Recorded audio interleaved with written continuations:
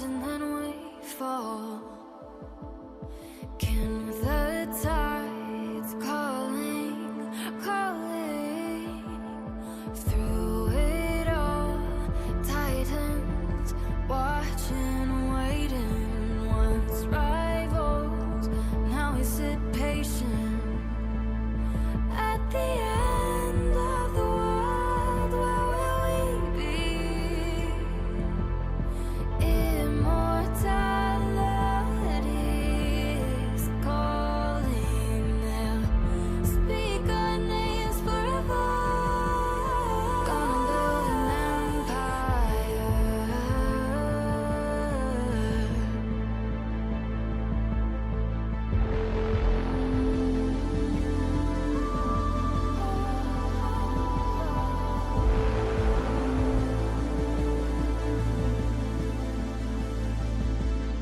Twin pillars, the east and the west, scorch our names in the dirt. They're calling us in. Can you hear it? Can you hear it? At the end of the world, where will we be? Immortality is calling. They'll speak our names forever. Eclipse the world together. Gonna build an empire. Build an empire. And take the world by fire. Gonna build an empire.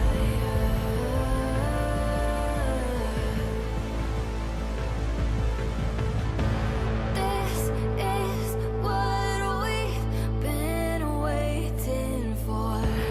They don't know we've been keeping score. This is our destiny. Can you hear the calling? At the end of the world, where will we be? Immortality is calling. Speak our names forever. Eclipse the world together. Gonna build an empire. Gonna build an empire. Gonna take the world by fire. Gonna build an empire.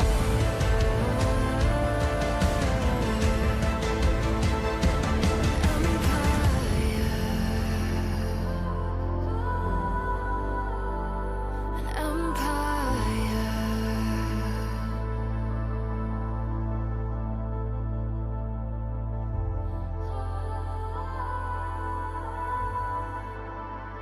An empire.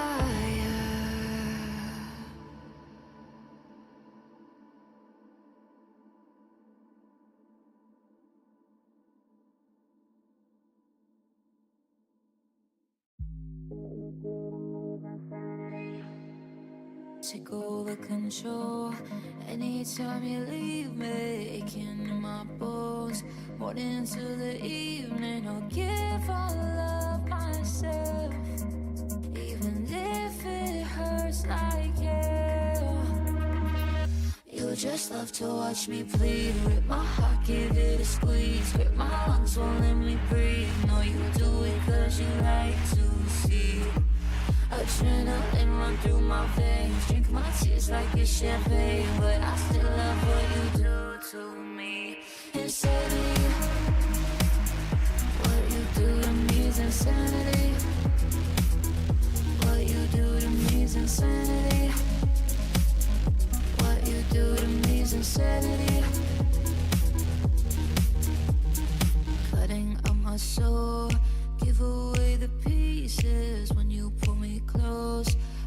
into the feeling. I'll give all of myself.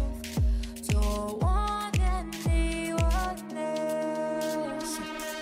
You just love to watch me bleed. Rip my heart, give it a squeeze. Grip my lungs, won't let me breathe. No, you do it cause you like to see adrenaline run through my veins. Drink my tears like it's champagne, but I still love what you do to me. Insanity. What you do to me is insanity. What you do to me is insanity. Yeah, it's insanity. What you do to me, how you watch me bleed. No, it's not heavenly. Yeah, it's insanity. What you do to me, how you watch me bleed, but it's perfect for me. Insanity. You just love to watch me bleed. Rip my heart, give it a squeeze. Grip my lungs, won't let me breathe. No, you do it cause you like to see adrenaline run through my veins. Drink my tears like it's champagne, but I still love what you do to me. Insanity, it's insanity. What you do to me, how you watch me bleed. No, it's not heavenly. Yeah, it's insanity. What you do to me, how you watch me bleed.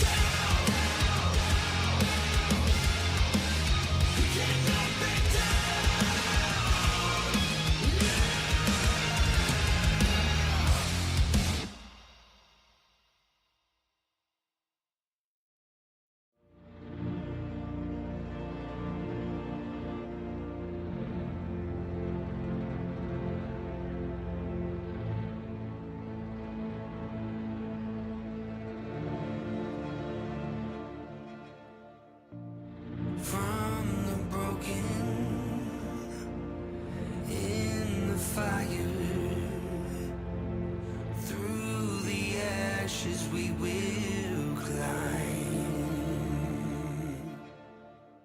The dust will settle. We will not. All together we will rise.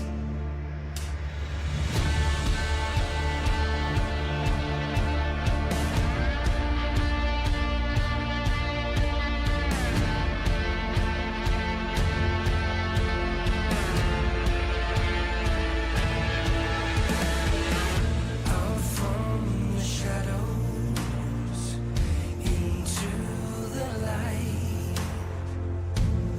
All together it's our time. We will rise.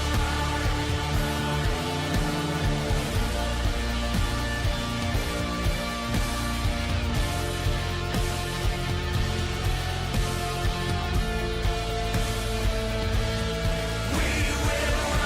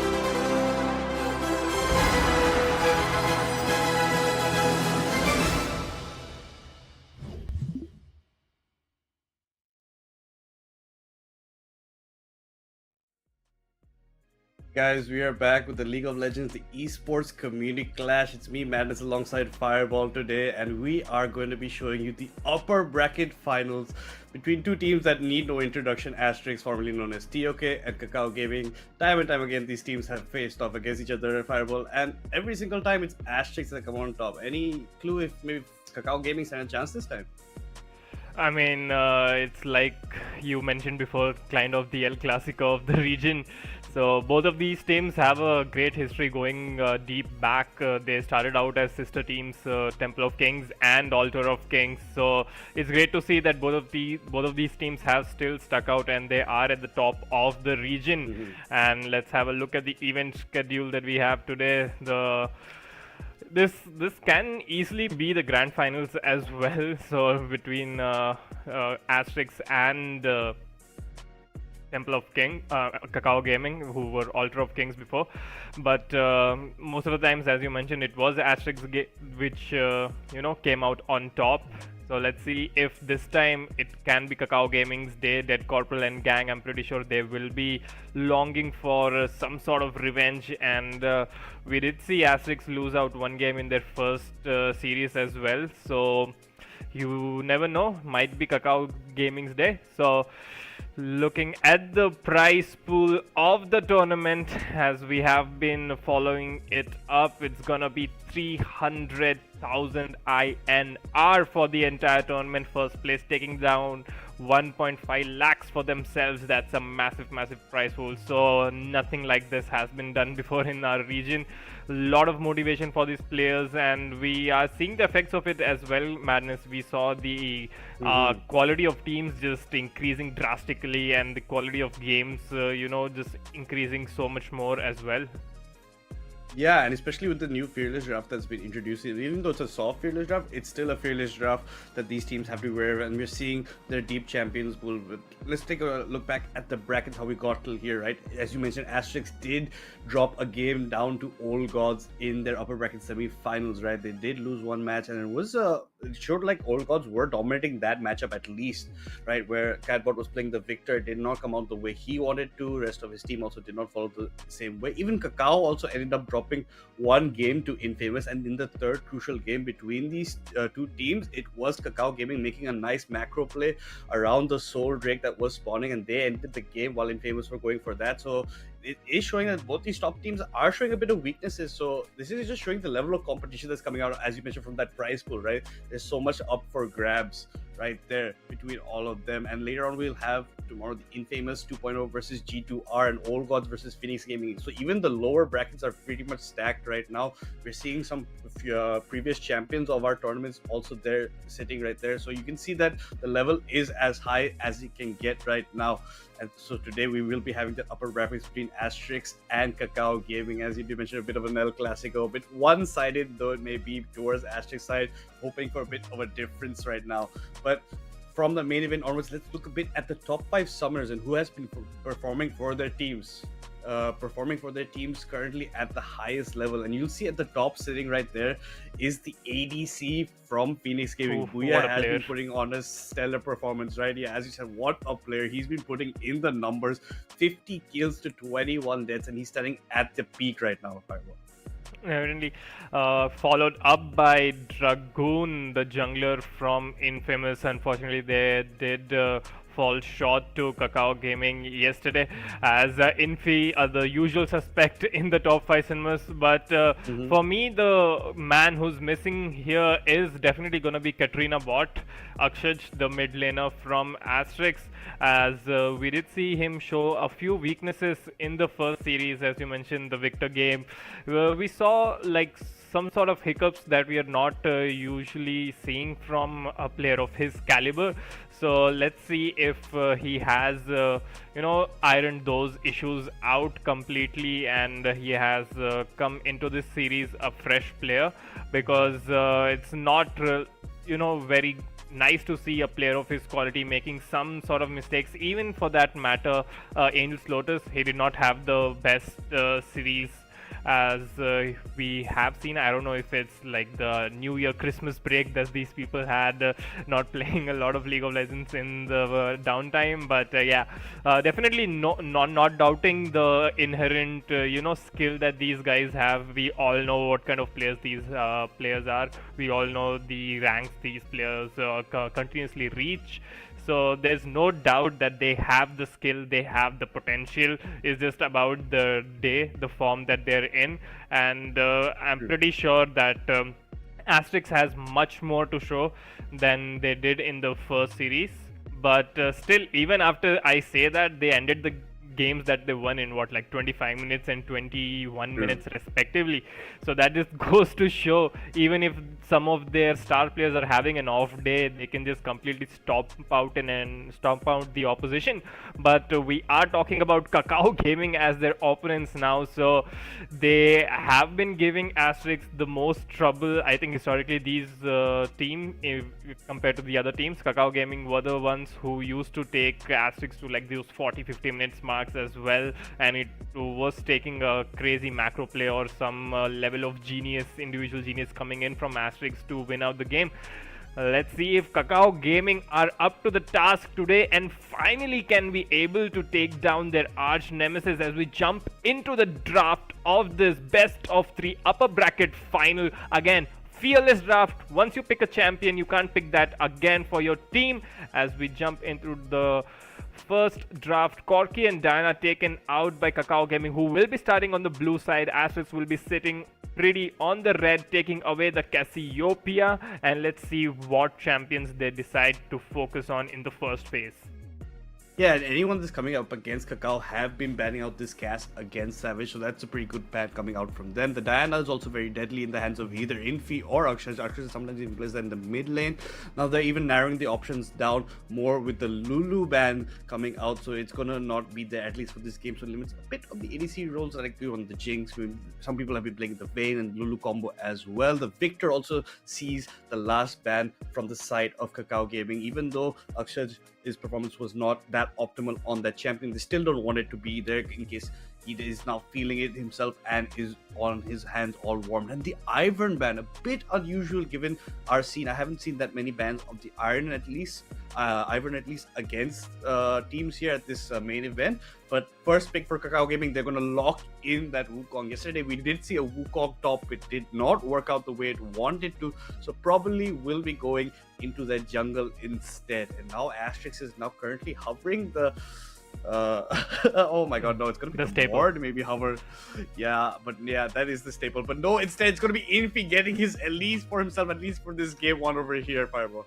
I mean, Infi completely took over the Rift when he played the Elise in the previous series. That man had the perfect game, 0 deaths, and absolutely snowballed out of control in the early game itself. So Black Infinity is like this super glue that holds the entire Asterix squad together. Even if a member or two are having an off day, you can always count on this guy to pull something crazy out of his hat and, you know, just take over the entire game. That's what we would be expecting of him from his Elise in this game, as well as RTO will get his one trick sort of in champion. I don't think we can still call him a one trick. He rarely plays Renekton, usually goes for all these other champions, and will be replied with an on, so Renekton is not going to have that much of a kill threat as the on starts bringing up those armor numbers, as Wukong would be the jungler. And another thing to talk about is the jungler of KAKAO Gaming, Narayan, has been brought into the team, and let's see how he has been settling in for that, as Asterix now hovering the Galio for Akshaj and deciding against that, as KAKAO Gaming have picked up the Misfortune, which was a decent pickup against Lotus. He played the Vayne in that game as well, and he has decided to lock in the Vayne again. He was doing well in lane, surprisingly, for a Vayne Misfortune lane, but after that it was just completely like no effort that was put in from Vayne to you bring in any sort of meaningful damage, at least till the very later stages of the game. Let's see if that has changed, because certainly Lotus is still confident in picking up the Vayne against the Misfortune, or Vayne in general, when it's not at the very top tier spot right now. But hey, if he is comfortable, I guess he has something up his sleeve. So second phase of bans are done. Rel and Akali taken down by the side of Asterix, as KAKAO Gaming will take down the Milio and the Braum. So we are looking for the mid laners and the supports from both the sides now. Yeah, and as soon as you see that Vayne pick up, they want to eliminate the Millie or the Braum for it. So what does leave Asterix with? They're going to lock in the Renata for themselves. As you said, Lotus did play this Vayne, maybe just was not as impactful later on in the game that he had hoped to. Maybe he's trying to come back with it and prove us wrong and make us eat our words a bit. But now, yeah, Savage's options also limited. The Rel has been moved out of the picture. We've seen a Maokai combo with the Misfortune also once before in this stage. So let's see if they're opting for anything like that. But the Akali ban does show a bit of what Akshaj is worried about playing against. Savage will be locking in the Orianna for himself. It's just yet up to see what KAKAO Gaming will be pairing this Misfortune up with in the bot lane in the hands of Stylish Art. They are taking their time, and this is giving options more for Asterix to think about what they want to play against the Orianna. The Nocturne was open, so if the mind was to go for the Orianna, the Nocturne Orianna combo would have been nice, but the Wukong Orianna combo is as deadly as always.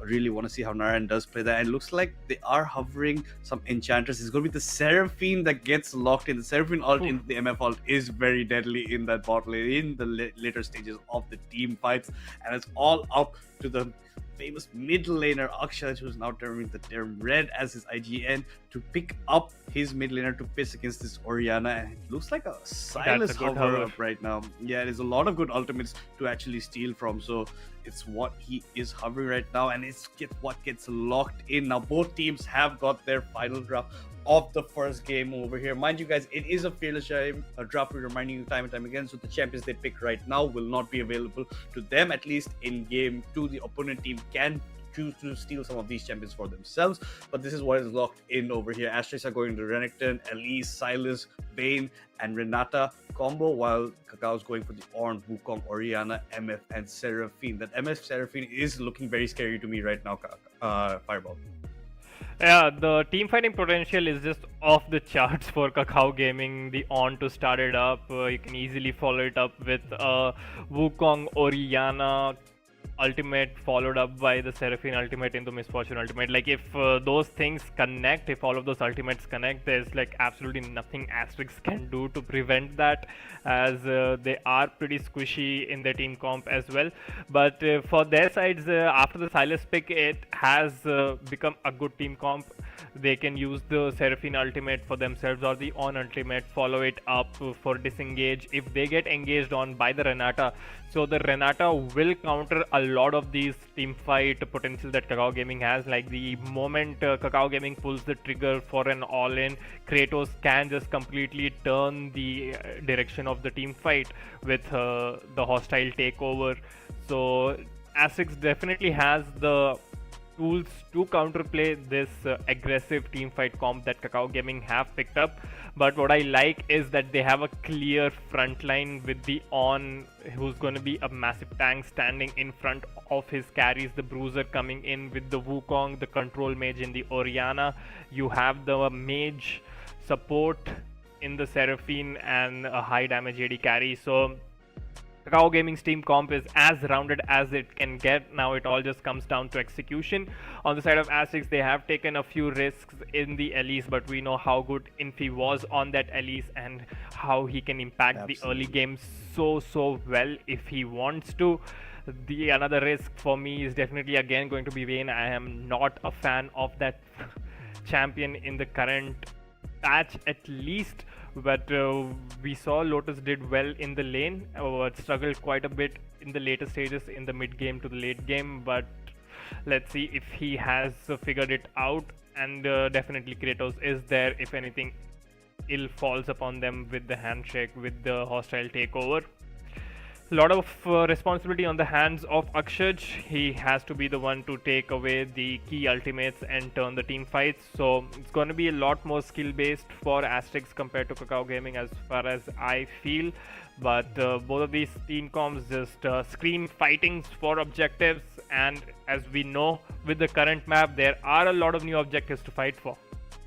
Yeah, absolutely. And with this Elise pick, they're going to be looking for that first blood pickup for themselves, at least trying to go for one of those feats of strength and try to, navigate that way so they get the entire feats of strength for themselves overall. But yeah, as you said, KAKAO Gaming's comp is looking very deadly right now. It has a lot of CC in it, a lot of kill potential, especially in the team fights. As you said, the ultimates land, there's not much you can do unless you maybe steal Seraphine and counter it with that. That's all you can do, and that's all in the hands of Akshaj in the way he plays that matchup for himself. But talking about, Vayne is a bit of an iffy pick at the moment, and how they want to play it. Not much of a meat shield also in front of her, right? You only have the Renekton as, the tankier member of the team. Everybody else is a bit on the squishy side. Renata is going to have a huge job trying to protect his ADC in these team fights, and, hit as a nice ultimate also off onto the other team. So as you did say, a lot more skill based up on the side of ASTERISK on the comp they've taken, but this is their favorite champs, at least for this. And let's see what they can do with this draft, because after this, Infi won't be able to play his Elise in the next game, at least because of the fearless draft kind of consequences. So they have to make use of it as much as they can and try to get those early feats of strength for themselves. Definitely feats of strength, a big talking point in the new season, as it provides you with those tier 3 boots, which give you about like 800 to 900 gold worth of an advantage to compared to the enemy team, which the enemy team is locked out of. So even if the game goes to like 6 items, it's essentially that the team with feats of strength has 1 extra item compared to you. So definitely focusing on feats, and we did see in the first series Asterix won both the games in which they got the feats of strength and lost the one in which they did not. So definitely feats of strength play a very important role. So does the Atakan. Both the forms. So one form will give you that extra level and so much blood petal, the adaptive force. Or you can get a free team fight with the Guardian Angel Atakan, so the Voracious Atakan. So 20 minutes in, that's where it spawns. Baron has been shifted to 25 minutes. So a lot of new changes in the new patch. We will be jumping into the game shortly as we are loading into the Rift. While we do that, I would ask everyone to look at the description box and follow us on the Discord server. We have a lot of exciting stuff always happening. We keep doing these giveaways and fun community events that you can be a part of. You can look for joining our tournaments as well. There's a great looking for group channel there as well. You can form your own team and take part in the open qualifiers of the community clashes that we are having, or you can just find new players to play the game with and just have fun. So make sure you join us on the Discord channel, and we will be jumping into the game pretty soon. This is gonna be the upper bracket final, a best of 3 between the two giants of the scene, undoubtedly the best 2 teams that we have to offer. So it's gonna be a treat to watch. Make sure you got your popcorn, make sure you are relaxed, kick back and enjoy the hopefully 3 games of League of Legends actions that we are gonna get.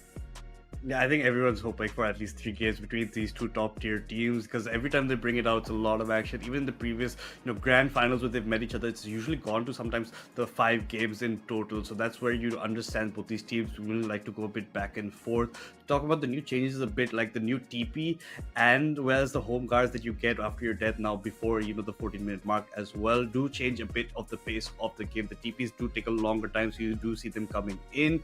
So that does change a lot. Last time we did see Akshar come in at a nice time to save Infi from dying in almost a certain death scenario when he was on the Wukong, but his TP does land and he flashes forward, gets the stun with his carry of the wind from his Syndra. So just nice playing from their team. And even the game where Akshar was falling back behind, you had Infi as the other star player also on the team that was covering up for a lot of the mistakes that his main laner was making in that matchup.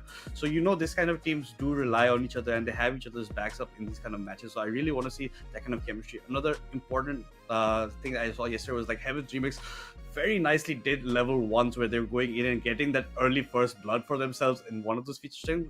Half the time they could not convert it, but that's a nice strategy that some of these teams might look to. But knowing both these teams, I think they'll start parallel across the map how they usually go for standard, a bit of the vision game.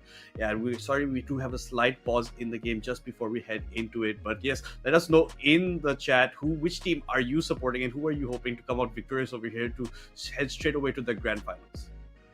Definitely. So let's see how the audience is feeling about this one. Let's have a poll if we can as well. Jumping into the game, as we see Blue Side KAKAO Gaming are sticking into the Tribush as a group, waiting for any sorts of invades level 1. But we did see Asterix were not going for these plays regardless in the previous series as well. Even if they had strong level 1 champions, they do not want to coin flip on the first blood, especially even now when it matters so much more than before. So they were pretty keen on just defending. That's what they will be doing now as well. And KAKAO Gaming, they were expecting an invade, did not get any, so they will just head back to their respective posts as Asterix have a deep ward into the jungle of KAKAO Gaming. The blue buff, for that matter, as Wukong, if he starts there, will be spotted, and it looks like he will, as KAKAO Gaming have a ward near the Raptors to spot out the spider and know the pathing of the jungler there. Yeah, nice ward being placed by Savage right there, just towards the later part, just before minions are reaching his lane. Gets that ward down, gets a lot of info for himself. Fights are breaking across Savage unfortunately has disconnected. But on the top side, you can see these guys are just going one at each other. The Orange pushing away the Renekton currently, and you can see Renekton started. This is deep late, so he really wants to go for those aggro kind of exchanges. RTO is playing his namesake champion, Renekton top only. Infi has a help out as well, and will be looking to start. Both junglers starting the top side of the map and going to go from top to bottom essentially right now. You can see that KAKAO Gaming definitely know where Wukong is right now, but they will soon get to know where Elise is once she goes near her raid. So it's going to be a little time delay in the info that KAKAO Gaming will be getting for themselves. I really want to keep an eye on this bot lane side of Lotus and Kratos, and I want to see if Lotus does as well against an MF Seraphine duo on the side. Lotus did hold his own in lane at least when he was playing, but if you just look at his HP bar now, already dropped to half. So it's going to be hard against the range of Seraphine as well. Seraphine's such an annoying champion. I mean, most of them would think of her as like a Sona 2.0, but Seraphine just does so much damage with the passive that she has, the double spell engage, and Seraphine really synergizes well with the Misfortune as well. Misfortune can just press down her E with the slow. Seraphine can root the champion instead of slowing, so that's the synergy available there as well. As Stylists are taking a lot of damage, walking way too close to the Renata and the Vayne. The passive from the Renata breaking down a lot of HP from the Seraphine as well. Another thing to be noted is that Vayne has taken the barrier. I feel most of the Vayne players do opt for the exhaust sometimes as well, because of how often they find themselves in the side lane, and later on in the game at least it helps them to 1v1 any sort of champion. So even if the mid laner or the top laner show up in the side lane, holding that thought, Savage forced to flash away. The ignite is taking almost being taken down and almost giving away first blood, will survive. So now But no, he's does just not. greeting at this point. He knows Silas has his flash available, has the E, has the W. Why would you stay near the turret? That's the end of the first blood feat, at least, as ASTERISK will pick that one up. Great solo kill coming in from Katrina bot, and is this a sign of more to come? Yeah, and he played it very well. Savage just a bit kind of rookie mistake. They're just staying there when you know this, what you call Akshat has his flash up, can just jump on you, especially when there's such an important thing like the first blood still to play for. Instantly Bax picks up an Amp Dome and a Dark Seal for himself and walks back into lane with those added home guards right now. RTO taking quite a beating against DC in the top side, a bit down in levels as well, but DC is low on mana. RTO picks that up, goes in. DC having to flash out of it, flash followed up by RTO. DC is so low right now. I don't think RTO can chase into him, especially when both flashes have been burned right now. Instead, he's gonna choose to pick up this wave and maybe equalize the CS count right now. Yeah, and it was just so good for Katrina bot the first wave. Like the wave was under Savage's turret as well, and with the extra move speed, he just came back into lane, picked up the entire wave for himself as well before it could crash into his own turret. Has the CS advantage, has the kill lead, has the XP advantage, and he is merrily on his way. The chains connect again. The Q damage is there to follow, and look at that damage from just one combination. Savage down to 1/4 of his HP bar, and now he needs to be careful. I mean, those assistant pings will be running in as you see the Wukong walking into the mid lane, trying to bail his mid laner out. As in the top lane, a lot of trading is going on as well. RTO will that full fury bar, will get some HP back as Dead Corporal back in the top lane. His Kingdom will try to, skill on RTO. In the bot lane, we have a fight breaking down as well. The exhaust is taking away, forcing the flash out of Love to Vayne with the movement speed, should be able to catch one up, but with the health potions taking Angel's Lotus, not able to finish off Love to, as he will be the one almost going down, and with the W which was not timed properly, the revive will not be there, unfortunately. So a lot of misplays coming out from both the sides, but at the end of the day, is it gonna be a 1-for-1? Both the ADCs picking up one kill, and lot of flashes, barriers, and exhausts being used for both the sides as well. Let's have a look at the replay.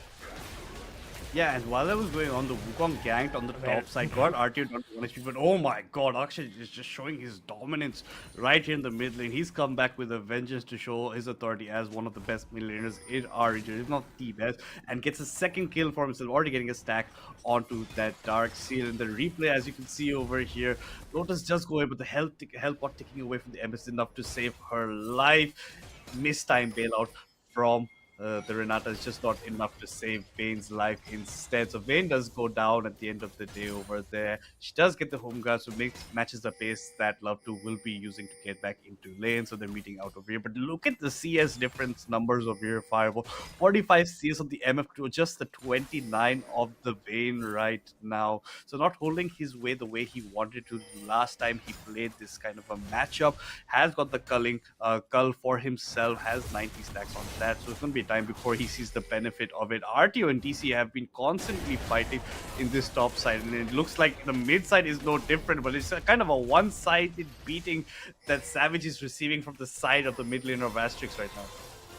Yeah, Katrina Bot is putting down the damage in the mid lane, and Savage is feeling a lot of hurt over there. 10 CS behind already, sitting on just the tier and building magic resist for himself, and Katrina Bot will be looking to just snowball his lead even further with the Dark Seal in his pocket, as we might be looking at a dive in the bot lane.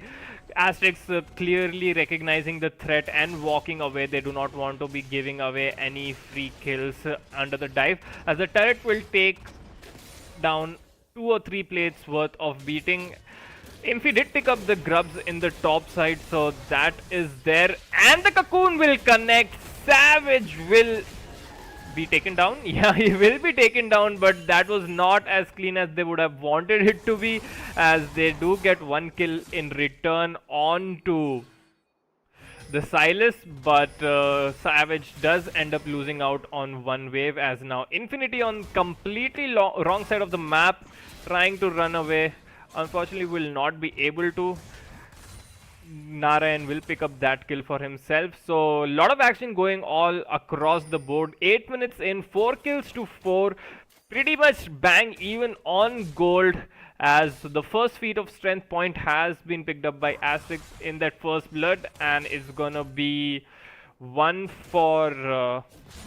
out of 3 in the Epic Monsters 1 for the side of Asterix, as well as Asterix now making their way towards the dragon, as KAKAO was not able to trade that one out. And the Wukong getting caught out in the river will be taken down, so that's just gonna mean the free dragon for the side of Asterix, and they can make it 2 for 3. Both the early objectives being picked up by Asterix. Yeah, and that just makes us sure of how Asterix have played the macro really well. They managed to pick up the grubs for themselves.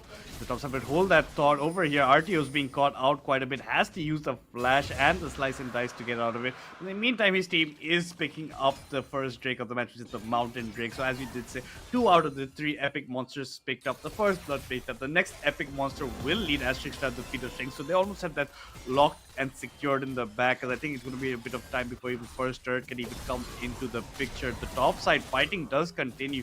DC into RTO. RTO gets full stacks onto his Conqueror, just choosing to back away, and DC has to channel his recall and try to TP back into lane instead. Look at this. Catbot is here as well. A dive might be coming in, but the TP from Orianna might just prevent any of these kind of shenanigans from going down. But it's still DC goes down to the Silas, who sees the opportunity and takes it into his hands. Akshay is now 4-2 and 1, 4 stacks on that Dark Seal. Catbot heard us talking smack and he took it personally. Man's going absolutely crazy. 4-1 already at 10 minutes. Has the completed boots, has the Aether Wisp, and he will be working towards those items, as the next grubs could potentially decide the feats of strength if Asterix are able to pick that one up. And I think KAKAO Gaming need to realize that they will be sending their forces towards that grub spawn, I'm pretty sure, as this early feat of strength could be catastrophic for the side of KAKAO Gaming.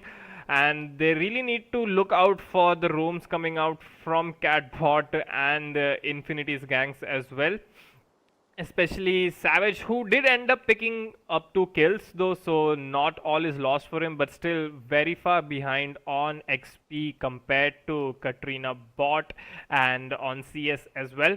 Meanwhile, in the bot lane, that is being countered as you would expect. Vayne with the low range, not able to keep up with the farm compared to the Seraphine and the Misfortune, the double lane matched up, which is very, very hard to deal with, but has died only the one time, so at least all's not lost there. But they really need to be careful about this turret, as with the double range advantage, Misfortune and Seraphine will be posing a lot of threat on this turret.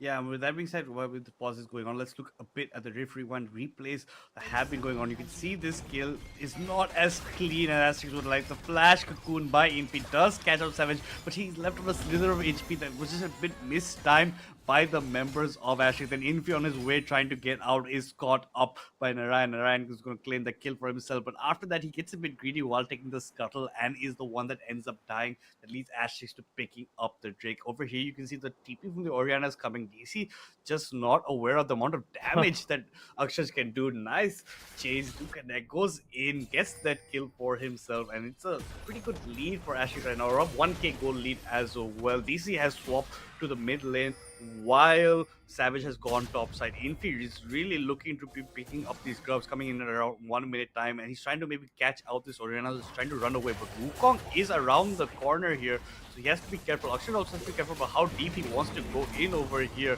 He does jump in, but does not secure the blue buff. He is going in on DC. DC is very, very low, and the Wukong has to W over the wall to provide some protection, but now is left in no man's land himself. He's getting chained up. He is very low. He is 2 levels behind. From downtown, Black Infinity, making sure that his mid laner is able to pick that kill up, and just like that, the jungler's dead again. Well, the grubs have not quite spawned yet, as both the bot laners are near the bot side. I would have expected some of them to walk towards those grubs as soon as they are respawning. As Catbot, I don't know if that was some sort of DC or he's just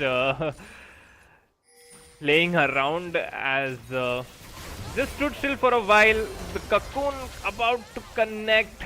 The Seraphine ultimate lands onto 2 members. Flashing away to comfort is gonna be Kratos, so no lives are lost as the grubs are on the play right now. Asterix need just these 3 grubs to complete the feats of strength, and KAKAO Gaming need to deny them if they want to still be in the race for those feats.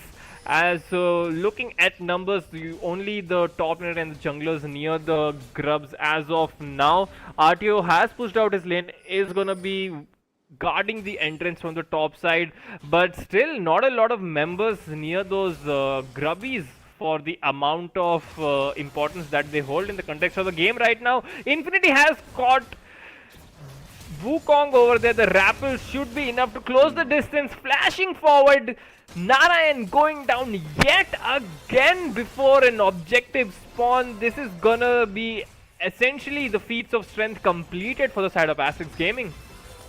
Yeah, there's no way they KAKAO Gaming can even contest her. Narayan twice getting caught out before an objective is coming up, and he goes down. That opens up the pathway and avenues for Asterix to claim the rest of the 3 grubs, get 3 of these epic monsters. They already have the first blood. That's 2 of the 3 feats of strength, and they're gonna claim those additional, upgraded tier 2 boots for free from themselves. Now, Akshay has gone pretty deep behind enemy lives over here. Savage is going down instantly. He's going 1v2 right now. The Wukong doesn't know which way to run. He's trying to bait it out as much as he can, but I don't think there's any way except the gray screen that Monkey can go over there. The top side, just look at the fighting does not stop over here, Fireball.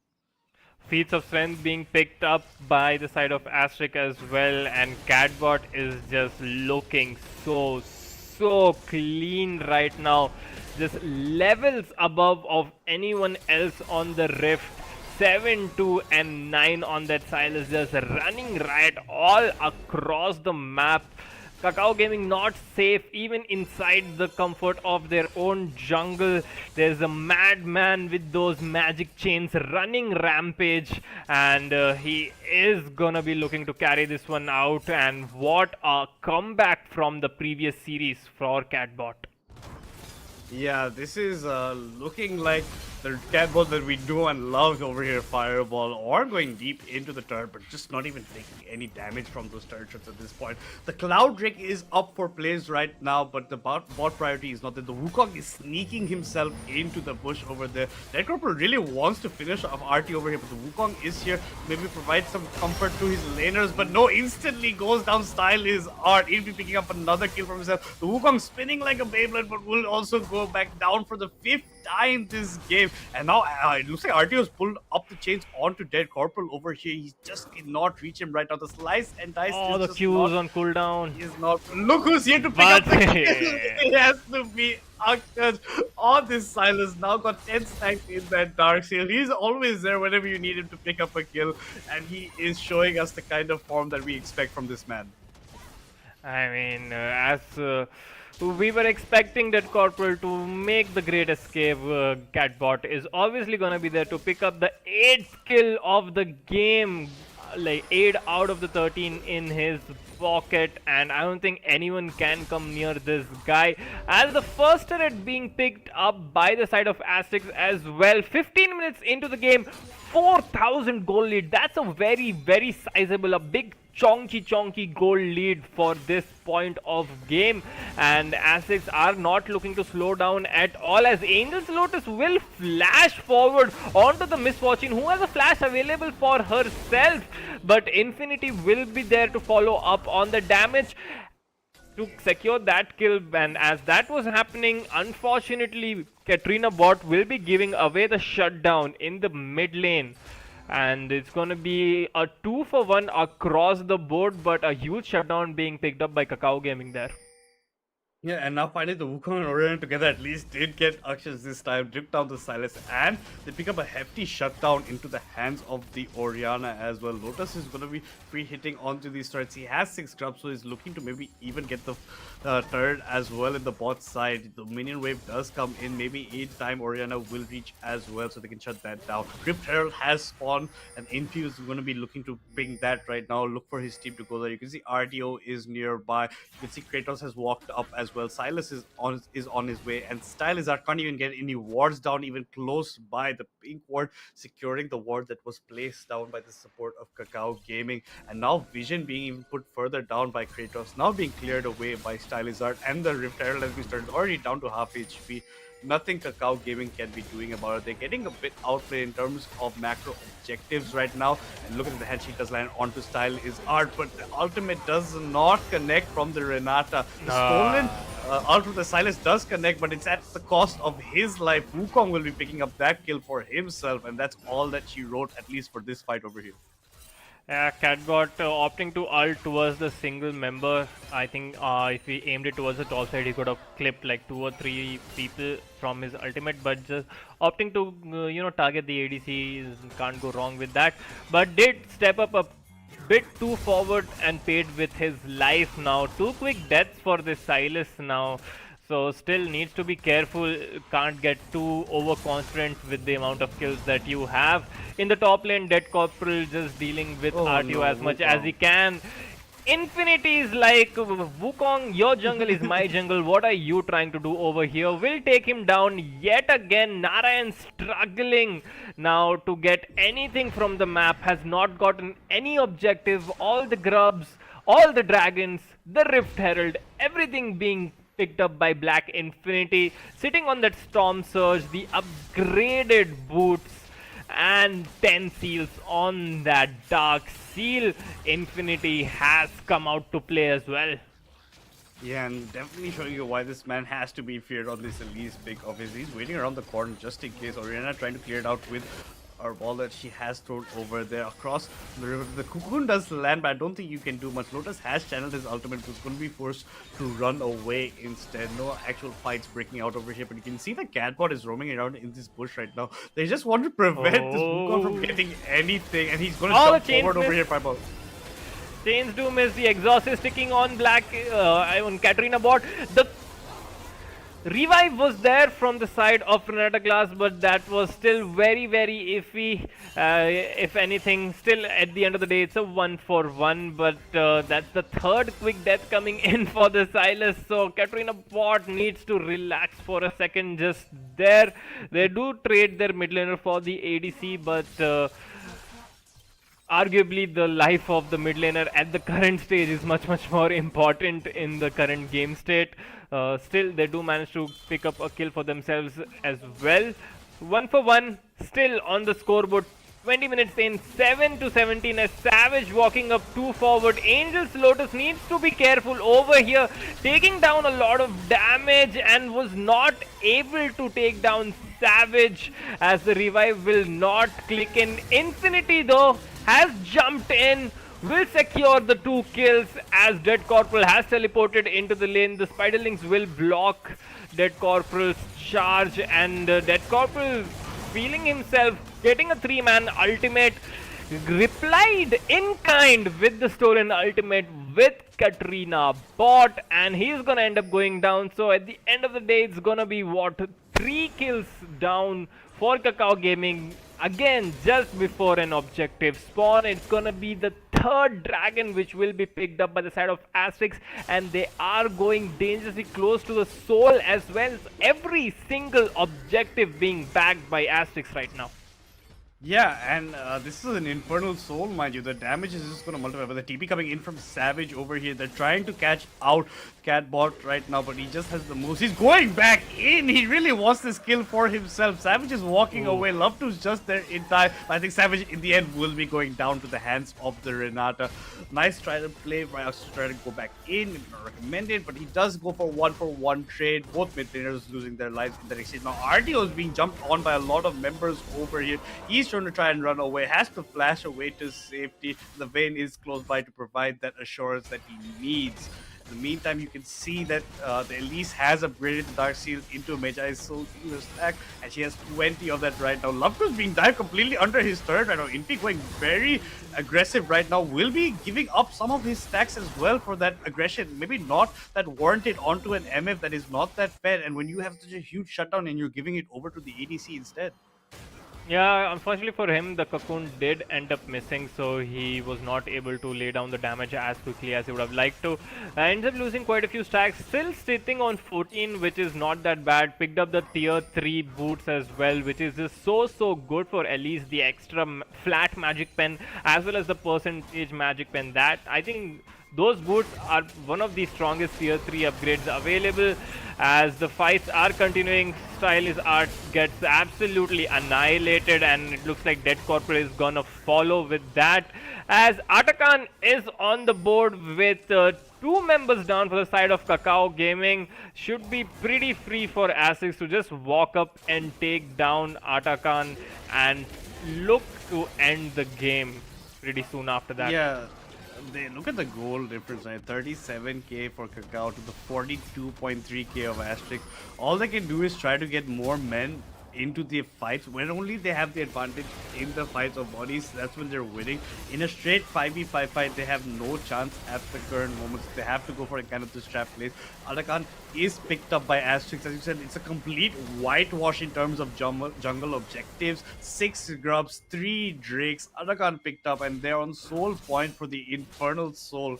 So with that in the added arsenal, I just think it's just a matter of time before Asterix go for the ending kill right now. The mid laner Akshaj and Infi on this Elise have been showing their work. Lotus was struggling a bit in the beginning, but now still is behind in CM, but hasn't given up that many kills as you wanted him to be doing given his situation. The MF is also not as strong as you want, and everybody on the side of KAKAO Gaming just feeling a bit weak in state compared to what they would have liked at the 23-minute mark at least. Yeah, Lotus lacking the tier 2 boots itself, forget about the tier 3, has opted to build his core items first. Now will end up buying the plated steel caps. So trying to stay safe from the Wukong jumping him and the misfortune damage coming in. So opting for those instead of the gunmetal greaves that he could have gotten in this game with the feats of strength that they currently have, and now Asterix Gaming need to be careful as they are walking inside the jungle where KAKAO have set up a trap for them. Unfortunately for them, Asterix will not be falling for that one, as there's not a lot to do on the map right now. Things have slowed down. I think the mid lane is the focus for the side of Asterix to push that one along with the side lane. Katarina Bot is doing that in the top side, waiting for someone to come pick up this juicy wave that he can try to pounce on. But other than that, game has kind of slowed down as we enter the 25th minute. Yeah, and with that 25th minute, importantly, the Baron will also be spawning in. He's just taking so fast any kind of objective that he's won up so much on to jungle camps compared to that Wukong. The Wukong is not having the greatest of time. Was 1-5-1 at one point, so has been struggling completely, even getting killed multiple times in his own jungle. So Ashley's are really putting on the pressure right now. Even right now, sitting in this bush in the jungle of KAKAO Gaming, waiting for some unwary member of KAKAO to walk up to them so that they can pounce on it. RTO is pushing up onto this wave in the bot side against it. Corporal is 2 levels up onto DC right now in terms of XP, so that's quite a bit. Quite a lot, given that the CS numbers are pretty much even Stevens between them. You can see the Wukongs here just in that fog of war, just around the bounce. See the Elise is walking up right again there to maybe want to catch out Love 2. The cocoon does miss, but it was not a matter. Love 2 was just exploded on from all sides, but the one who suffers the consequences is RT on the bot side, but he won't mind it while his team is getting this tier 3 in the mid lane, getting the inhibitor, and now they can safely even go for Baron if they even choose for the objective. But better than that, get the Soul Draker that's up right now, and there's no way that KAKAO Gaming can even challenge this. So RTO will be more than happy to trade his life for the mid lane inhibitor, as the shutdown was even picked up by the Seraphine and not a carry from the side of KAKAO Gaming. Infernal Soul being picked up in picture has been secured now, and this is just such a dominating performance coming out by Asterix, not giving any sort of an opportunity for KAKAO Gaming to come back, playing aggressive and just being so confident in going for these plays, as Infi was a little too confident over there, running into deep as he will be taken down. Gets his stacks cut up again, sitting on the 12 stacks of Mijais. But yeah, that's what we were expecting coming in from Asterix. Just non-stop domination coming all across the map, as they should be on their way to ending this game, as the Baron is the only objective left. With the mid lane inhibitor taken down, they can look to push in the side lanes and look for that Baron play. Yeah, absolutely. 6.5k advantage right now towards the side of Asterix. They're having fun. Look at this. Akshaj is not letting Savage Breed instantly deleted off the map. DC is having to flash away from the Renekton and Lotus combo right now. He will be going down, but it looks like the MF wants to flash forward and get a kill of his own, but unfortunately he just does not have the damage. And RTU will, with a nice slice and dice, pick up the kill onto the ADC of KAKAO Gaming. That's 3 members down from the side of KAKAO. It looks like the Baron is getting started up by the Elise and the Renata right now. It will be followed up. Oh my god! Deleting Narayan off the map yet again. 3-2. This Wukong has not had the kind of match that he was hoping for, and all turrets are being taken right now. All tier 3s are down. Inhibs are also going down as well. Baron's being picked up off screen right now, and Asterix are yet again showing you why they are the team to beat in a tournament like this. 28 minutes into the game, we have a 13,000 goal lead for Asterix. 4 dragons picked up, 6 grubs picked up, feats of strength picked up, Atakan picked up. I mean, boy oh boy, absolute utter domination all across the map, as KAKAO Gaming will end up just FFing this one, as it was just a matter of seconds before Asterix would have come and taken down the Nexus themselves. So just saving themselves the mental, saving themselves the time, can't argue with that, as Asterix will go 1-0 up in this best of three in the upper bracket final, and starting off very, very strong are gonna be Asterix, and they're looking scary, Madness. Yeah, they're absolutely looking terrifying, especially Akshat and Infi causing havoc across the map. It was just a show of dominance from the top tier team in our tournament right now, and KAKAO Gaming was made to look like a bit of a beginner class just by just how the plays were being done right now. When Narayan, he come in as substitute for Copy, he's just not playing as well as he had hoped, at least, right? It was a very rough game to start off any kind of a series, so I just hope it doesn't weigh on his mental and they come back a bit stronger, at least for game 2. At least they don't have to worry about the Elise or Silas further on. But both these players, Infi and Cat, would have a very big pool for themselves. There's a lot of champions that they can come up with, but just not what you want. And now the MF's also out of the picture, very strong ADC in the current meta with the kind of combos you can do, especially when you have the lane of a Seraphine and MF. You expected it to going a bit more on your side, but just 0 jungle objectives is a statement in itself. But before we talk anything further about it, let's look at the Nexus knockout moments and see how we ended up with KAKAO Gaming surrendering towards the ender part of this game. You can see top side, RTO and Dead Corporal had continued fighting around, but this here, Savage just too close to his turret, gets dived in by Akshas, picks up that first blood for himself. This was a bit of a funny exchange at the bot side where the bailout doesn't come in time. Lotus also ends up losing his life, while RTO had to struggle to run away with his own and there to keep it alive. But this Infi just coming in time and time again with the crucial ganks at the crucial moments. Akshas did have a huge lead for himself and then had a quick succession of 3 quick deaths, and where it was looking like he was getting very overzealous and over aggressive, was not looking like himself, but then just comes back even stronger and just proves to us why he is so deadly on this Silas over here. Definitely, Akshaj was going rampant across the map, and well, that's unfortunately gonna be it for Silas and Catbot. We're not gonna be able to see him play this Silas again because of the fearless restrictions. But what a game we were treated to, and what a comeback, honestly, from the first series, which he played 2 days ago. Did not have the best of times in that one, but boy, was the star of the show, was running riot all across the map in this one, and will do a great deal for his confidence as well. I'm pretty sure it's very good for the morale of the entire team when you see your star player, stepping up so well. And everyone should be feeling much more confident seeing that all of the players are on the same page finally, and Asterix are looking like the giants they were always looking like. But yeah, all these players who had an off game, they just have come back. It's time still for Angels to pick something that is a normal champion and not Vayne, and just treat my ADC eyes to some sort of phenomenal gameplay, as I'm pretty sure he is capable of doing that as well.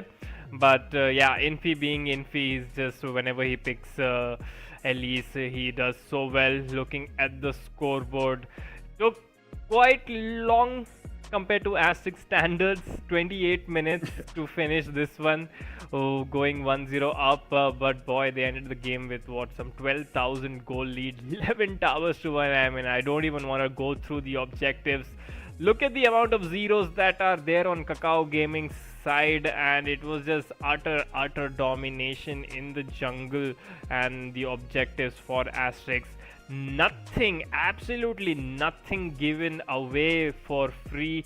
Always, setting up the objectives so well as well. We saw how the Wukong was going down compared to the timings, how the Wukong was going down just before the objective spawned in as well, and Asterix is just doing so well. Yeah, and he goes down before the second Grouse, goes down before Drakes, he was not allowed to breathe in his own jungle. Just a lot of mayhem being put on from the duo of the jungle and the mid lane right over there. Silas even doing a 1v2 against the Wukong and Oriana was just excellent to watch. And yeah, that's the only plus point for KAKAO Gaming. They don't have to face these champions again, at least in these players' hands in this series. Moving on about this, but talking about the Rift Renegade MVP of this game, it can't be anyone else but the man who got the first blood and proved us when we were talking a bit of smack about him. He's like, no, this is why I'm known as one of the best. He went 14, 6, and 5, 1100 damage in his pocket per minute, 6 CS per minute. That doesn't matter because there's more fighting than farming going on in a game like this anyway. Almost at the 15k goal mark, and this man did honestly put on a performance, and he had everyone scared of the bushes in their own jungle on the side of KAKAO Gaming because there could be a Silas around the corner at any moment and he can just be going on. And Savage is going to be having nightmares about how this Silas played against him and has to be a bit more worried about giving away the first blood in game 2 at least against a player like of Akshash's standard. I mean, it was a completely unnecessary first blood to give away as well. I mean, you're sitting at what, single digit HP under your turret without a flash against a Silas who has a flash, WE, everything available. The wave is pushing into you. There is absolutely no reason to just stick around there. Even if he wanted just the XP, he could have just backed off and stayed near the XP range. Even that is a little scary considering the Silas has a flash available. But yeah, small mistakes like these can cost you an entire game, especially against players of Katrina Bot's capabilities. So all's done is done. KAKAO Gaming will be looking to regroup for the second game as they have another opportunity to go against ASTERISK and make the series level 1-1, or is it gonna be ASTERISK just following the current trend and completely crushing their opposition? We will be taking a short break. Be sure to hang around to see who is going to be taking the second game, or is it going to be ASTERISK, or is it going to be KAKAO Gaming.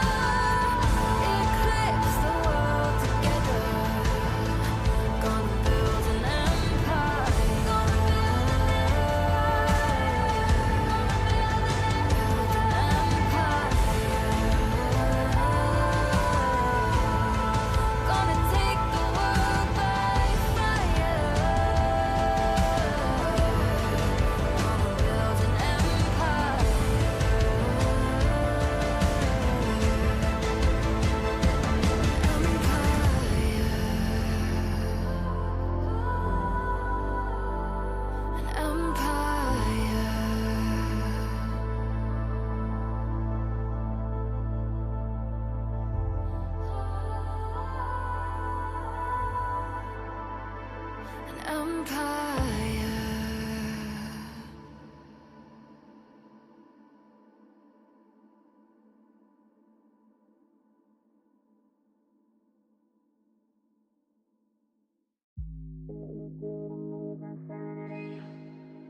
Take over control. Anytime you leave me, aching in my bones. Morning to the evening, I'll give all of myself, even if it hurts like hell.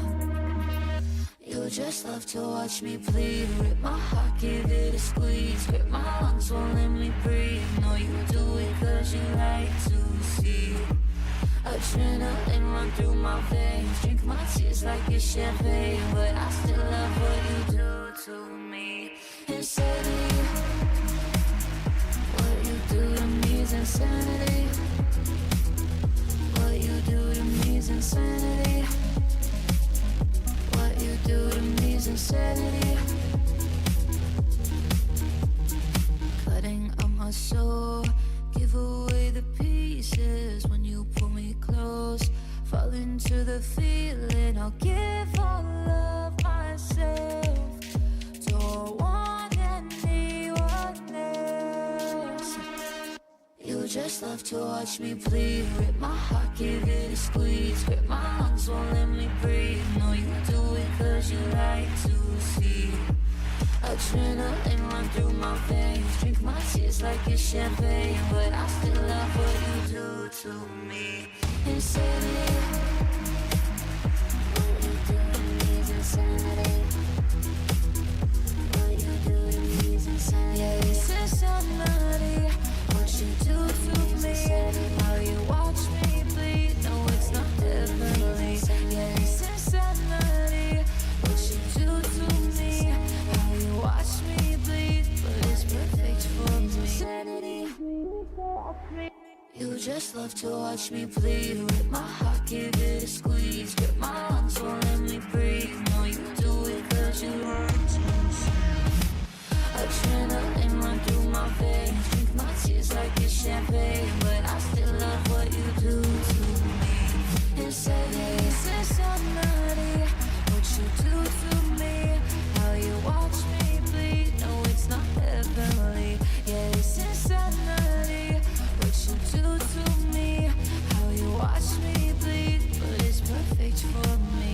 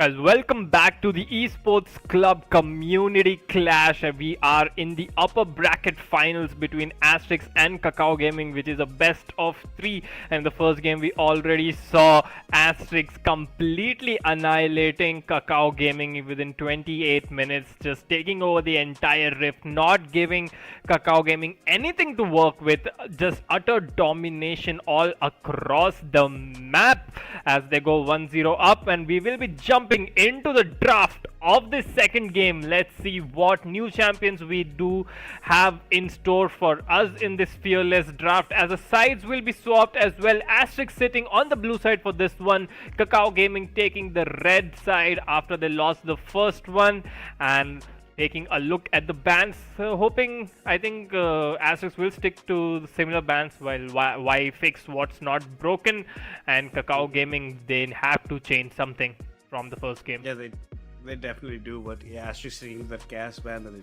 they really don't want Savage playing this champion. KAKAO's also sticking to the ban of the core key, so they haven't yet altered anything given their game plan of game 1. They have some champions out of the pool from the side of ASTERISK that they can't play, like the Elise, the Silas, due to the fearless draft, but now it's up to them if they make any more adjustments given the current champion pool available to ASTERISK, and they want to maybe deny something from that. A lot of teams were banning out the Kiana against Akshay given his prowess on that champion, but ASTERISK, yes, you said, sticking to the Lulu ban. KAKAO also sticking to the Victor ban that they did as their third ban last time, now shifting it to their second ban. Up to see if their third ban gives any indication of what they really don't want ASTERISK playing. ASTERISK have not, as you said, changed the kind of banning they have gone for. The Ivern has been stuck into it yet again, so Narayan will not be able to play. Will not be able to play the Ivern, and KAKAO sticks to the Wukong ban. So just a lot of not going to be going on. Wukong was left open last time. It was picked up by KAKAO Gaming, but did not do much in the hands of the jungler. He was just pressured time and time again by the Elise of Infi. Now the Wukong can only be picked by ASTERISK. They don't want that being picked up, so they're denying it from their side at least. Now it's up to what ASTERISK will be picking as their first ban, and they're going to be picking up the Diana that was banned out last time. Yeah, Diana, staple pick for Infinity. We saw in the first series he had a perfect game on this champion as well. So deadly, so dangerous on these carry sort of champions. First we did see the Elise, now the Diana coming in for their composition. First pick, no trouble there, instantly replied with the Nocturne, but the Orianna is not going to be available there for the side of KAKAO Gaming, as they had picked that already. So let's see what other delivery sort of system they can opt for if they are looking to do so, as now they are hovering their ADCs. Jinx would make a lot more sense, as the Jinx is being locked in, one of the top tier ADCs, very easily blind pickable, so pick that one up for themselves. Solid picks coming around for KAKAO Gaming. Nocturne and Jinx, can't be complaining about those, as ASTERISK now should be looking in to lock in their bot lanes, as the AD carry and the support, or at least the AD carry and the top lane for that matter. Going for the Varus, have to see if that's gonna be the on-hit Varus or the poke Varus, depends on the preference. I feel both of those builds are doing fine respectively, and they will be picking up the support in the first phase of picking, locked in the bot side of the map. Varus and Rakan, solid pickups there, and let's see what KAKAO Gaming reply with. I am expecting it to be a support pick coming in from their side as well, but no, it's gonna be a Silas Hover, which will be picked up by Savage. So after getting absolutely thrashed around in the first game, Savage is like, hold up, let me do the same, as I will be taking Silas for myself in this one. Yeah, he does pick that up for himself. KAKAO Gaming in the second phase of banning out the Hue from the side of Akshay, so he will not be able to play that champion. He did play it very well in the series that he dominated in at the third game, so that's a good pickup that can neutralize some of the options the ASTERISK have to go for. It's up to them to pick what they. But honestly, the Nocturne pick would have made way more sense with the Orianna pick in the beginning game. Now you could have gone the Wukong and the Silas as well. They're mixing and matching as much as they can. The Gwen gets banned out. They don't want to see a top Gwen coming in from KAKAO Gaming. They maybe thought that Dead Corporal will be playing. He's very, very good on that champion. Even when he was playing in the jungle, he has known to dominate games and take the MVPs when he has been playing that Gwen. So maybe advice could, targeted ban against DC, that being there for them. And the Talon ban coming out against Akshay. His Kiana has been left open, and given that you have an AP jungler in the form of the Diana, maybe that's what some of the options that they are, hovering in the minds of Asterix right now. So Talon being taken away, last ban about to come in for the side of Asterix, taking their time certainly for this one, as they will be going with the Rel ban, the heavy engage that can be deadly when paired up with the Nocturne and the Jinx over there. So Tam Kench, however, being shown, Tam is one of those champions who is just so annoying to deal with. Even if you put him behind, he just builds up so much HP, and with the shield there as well becomes so tanky. Can go top, can go bot as in the support role as well. So is technically a flex pick coming in for the side of KAKAO Gaming. I like the pick. I think it's one of the best tanks in the game right now, as we will be picking the solo laners for the side of Asterix for this one. And Mordekaiser, however, the evergreen Mordekaiser of our region will be locked in. It was just a matter of time before we saw Mordekaiser being locked in. So RTO will be piloting that one in the top lane, as Catbot hovering his signature Kiana, and he ends up locking in that one as well. So going for the skill matchup against the Silas. Catbot used to play Kiana so much back in the day. It was almost his second one trick after Katrina. I'm pretty sure there was a season where he played Kiana more than he played Katrina, and he ended up being some top 10, top 15 challenger on the Singapore leaderboard. So definitely not a stranger to Kiana mechanics, and very flashy champion, so fun to watch. And I feel Kiana one of those high skill ceiling champions that the plays that you can pull out on this are just so flashy and so fun to watch. As we say that Dead Corporal locks in his Vayne in the top lane. We have seen him perform day in and day out with his pocket pick, the Vayne in the top lane. So I have to say it, degenerate top ranged player, because this is so annoying to play against the Vayne. But it takes me back to a few community clashes. I think one of the earlier ones, I think pretty much the first community clash in which Dead Corporal did pick up his Vayne and was the guy on then Altar of Kings. He was solo dragging the game till like 40-45 minutes, which was against Temple of Kings, who are now Asterix. So there is a lot of history in that pick coming in as well. So Dead Corporal certainly should be feeling confident and will be feeling the weight of responsibility on his shoulder with that pick as well.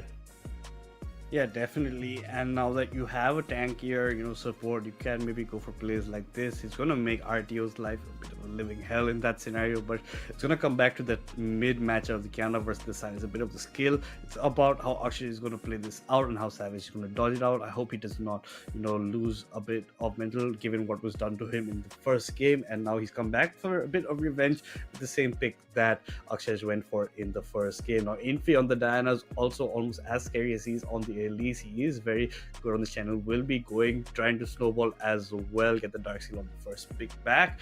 And now we get to see a Nocturne coming in. That was a bit lacking in the first game when he wasn't banned out, but now it's come in. Usually you see Asterix in the second game, when they've won the first game, take it a bit more casually, but this time they are going all out and have taken most of their pocket picks for themselves. The Mord is going to be having a tough time, but if he does manage to survive the laning phase, he will be doing a lot later on, trying to capture either the Vayne or the Jinx into his death realm and try and isolate some of the fights that well. And we have to watch out for the roams that will be coming out from the mid laner of Asterix in the form of Catbot on that Kiana. Definitely, and RTO, I think he will be struggling quite a bit against the ranged top laner in the lane as well, considering that Corporal knows his way around the top lane like his own house. But RTO should be careful not to let that Corporal get too ahead. I think he should be focusing on playing safe. Infinity, we can just trust this guy to do crazy things, and again, my focus is going to be the jungle mid lane duo in the Kiana and the Diana. I mean, you see those champions and you just think about all the crazy plays that can come out. So flashy to watch.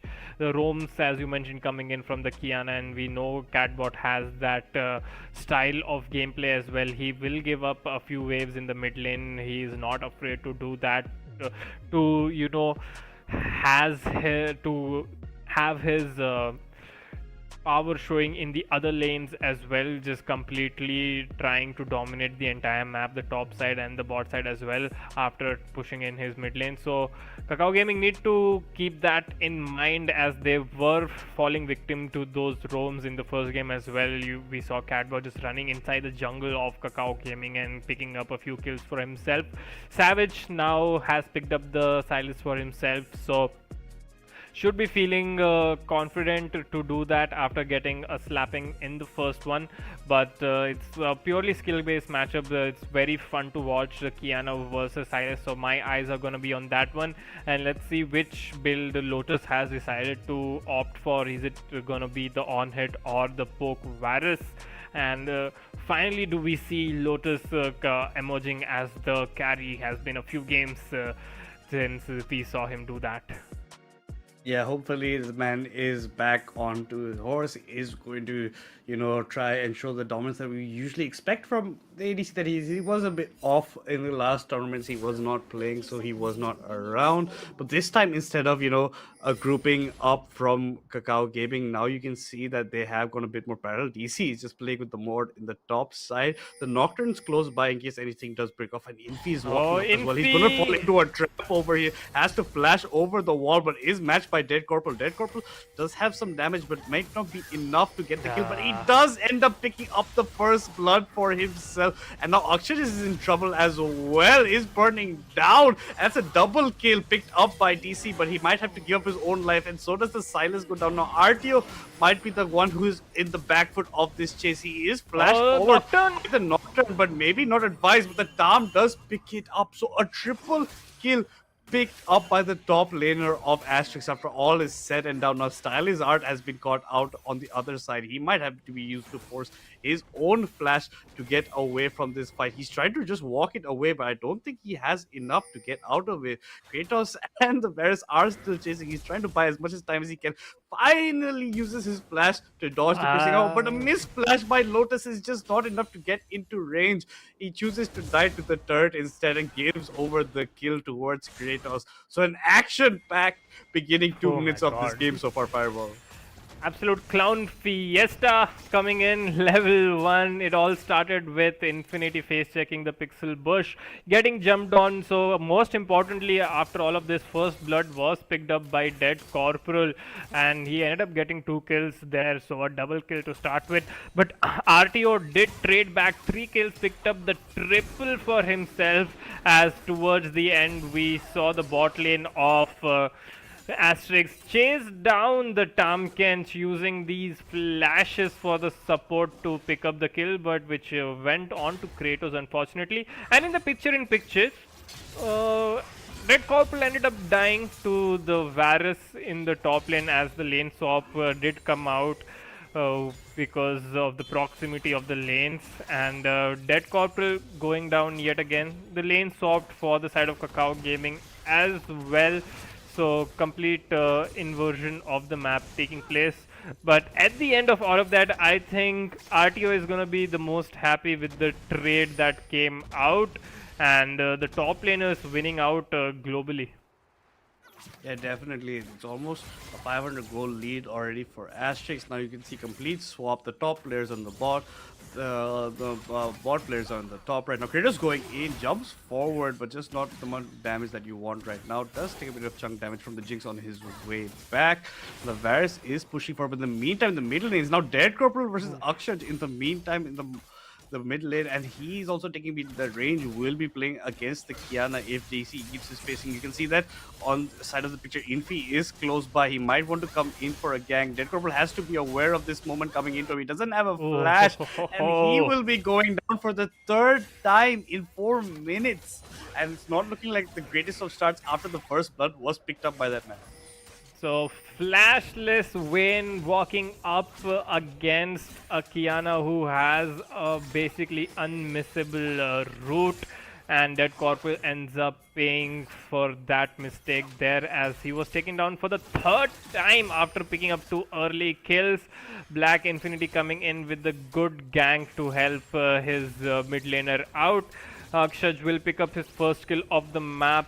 He is on his way 1-1-1, and now the lanes have been swapped completely. Finally, the mid laner Savage will be back in the mid lane. The Vayne will be working her way in the bot side, as in the top lane we have the duos of the either team, and Varus with the Qs, with the ease, is putting down the hurt. Has the Cull as well along with the Doran's Blade, so 2 great starting items which will cash out after 80 odd CS. As trading going down, Stylizard without a flash will end up going down. Another kill being picked up by Angel's Lotus. Going 2-0-1, and there you go. The snipe coming in from Akshaj. Solo kill onto Savage yet again. 8 kills already within 5 minutes. Now a turret dive being, not a dive, well, Angel's Lotus forced to flash, trying to get something, forced to use his barrier, trying to get a kill at least in return, as Love2 was the one to flash away. Angel's Lotus will lose his life. Love2 will pick up the wave under his own turret, but boy, so much action all across the map. Yeah, 12 kills in 6 minutes and almost 2 kills per minute. Now Infi is in a rough place. He will be get picked up. The flash, not unfortunately, the way you wanted it to go for. And now the Nocturnes, you have to get the kill over to the jungle, yes, and that's picked up by Nara. And having a better start compared to at least the last game. Now Infi's on the back foot, 0-2-1 already. But Akshaj is showing his dominance yet again in the mid lane. Savage, even on this Silas, cannot do much against him right now. Last time he was the Orianna, now the Silas, and he's still in a tough place. But Stylizard might get caught out. He is pretty far away from home, gets picked up by the Rakan, and then ulted by the Kiana against the wave. There goes down the big ultimate. finish. Now Savage will be following suit, and I don't think that the Nocturne can go anywhere. He's trying to flash forward for the kill, but the flash is matched by Akshaj. He does end up going down to the queue from the Nocturne, but that's a nice shutdown going into the hands of Lotus at the end of the day, and Ashes at least pick up one of the first 3 grubs. I think Akshay just stayed there, try to sneak in the last hit even after getting the 2 kills. So being greedy, I guess mid laners are greedy. Did end up paying for his life, is not gonna be feeling too bad about that. The wave was in a middle spot regardless, so he will be coming back into lane. But Narayan was the one to pick up that kill, but you saw the amount of CC, amount of damage that Kiana could dish out in that fight around some terrain, and Akshaj already 4 kills into the game, 7 minutes in, not looking to slow down. Shades of his Silas from the first game again, as Angel's Lotus sitting on 3 kills as well, picking those up with his plays. Infinity 0-2 unfortunately will get caught out again, about to go down for the 3rd time.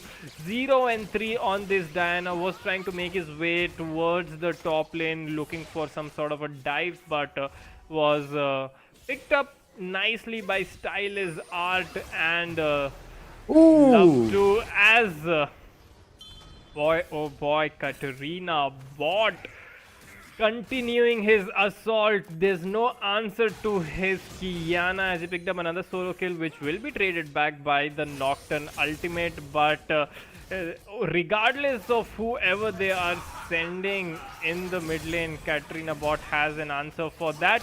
In the top lane, we seeing a fight breakdown as well, as Kratos is there to disengage, and now maybe they can look for some sort of re-engage, as Stylish Art is running for the hills, does have his flash available if needing to use that one, but will just walk it out as a Tam Kench with Giant's Belt and Ruby Crystal already under his belt, as the top laners are just slowly pushing out against each other in the bot side.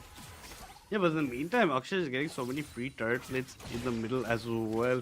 After all those kills that he's been getting, 5, 3, and 2 right now, this man on Kiana is putting on the performance of lifetime. Nocturne is trying to go in onto him, but there's nobody that close by as well. Had spell shield in case the root did come out. Now, Akshay does go back in, but close by is Savage. But on the top side, the action is not stopping. Stylish Art does get up by the Rakan. Here comes the ultimate from the Jinx, but it's rooted up by the Varus. The Varus doesn't have the damage he wants at the moment. Now excited Jinx after that kill gets the shutdown on the Rakan as well. It's a 2-0 for the members of KAKAO Gaming right now, and they pick up all the kills that they do want.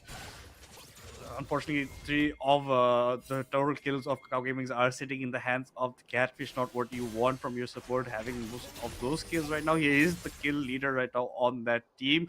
But another point to be put is Savage in this middle, and he is not having the best of time. 1, 3, and 2 had a rough start, but Narayan is where it has turned around the fortunes of KAKAO Gaming. They are 2, 2, and 5 right now, and you can see Infi is the one that suffered instead. Narayan has to use the ultimate to try and get out, but this cat fought to get the root, get the kill. Infi is the one who is the prize of that, gets the kill for himself. And once I was just talking about Narayan, give him a bit of cast because he ends up dying. So talking about the feats of strength really quick, KAKAO Gaming are 1 point ahead because of that first blood.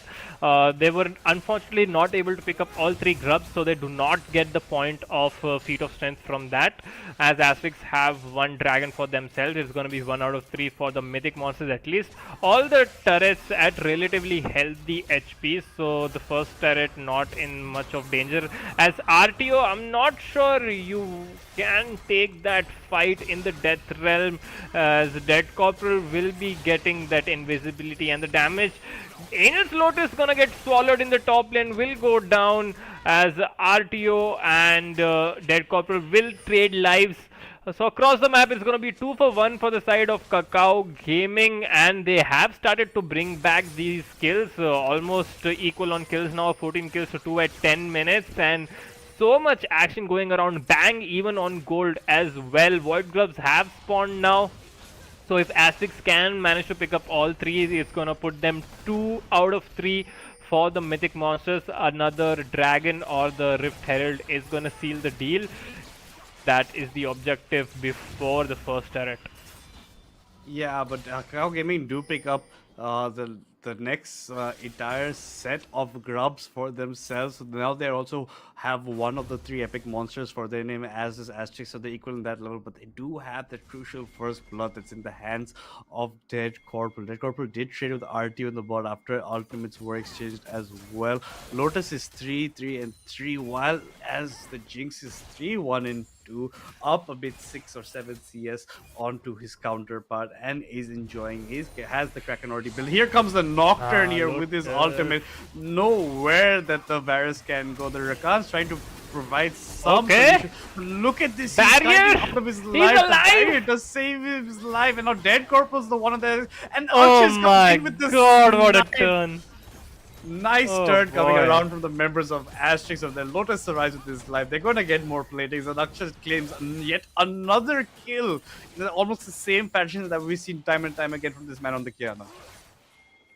I mean, it was looking like Lotus has stepped forward too much against a Nocturne, and he was about to pay, as I think Nocturne did not auto that one last time because he wanted Dead Corporal to have that kill for himself, excuse me, but clutch play coming in by Kratos and Black Infinity to make sure their ADC stays alive and get a kill for themselves, and Katrina bot, well, just doing Katrina bot things. As in picture we have a full-blown team fight happening in the bot lane. Already Black Infinity has gone down for what is the 4th time this game.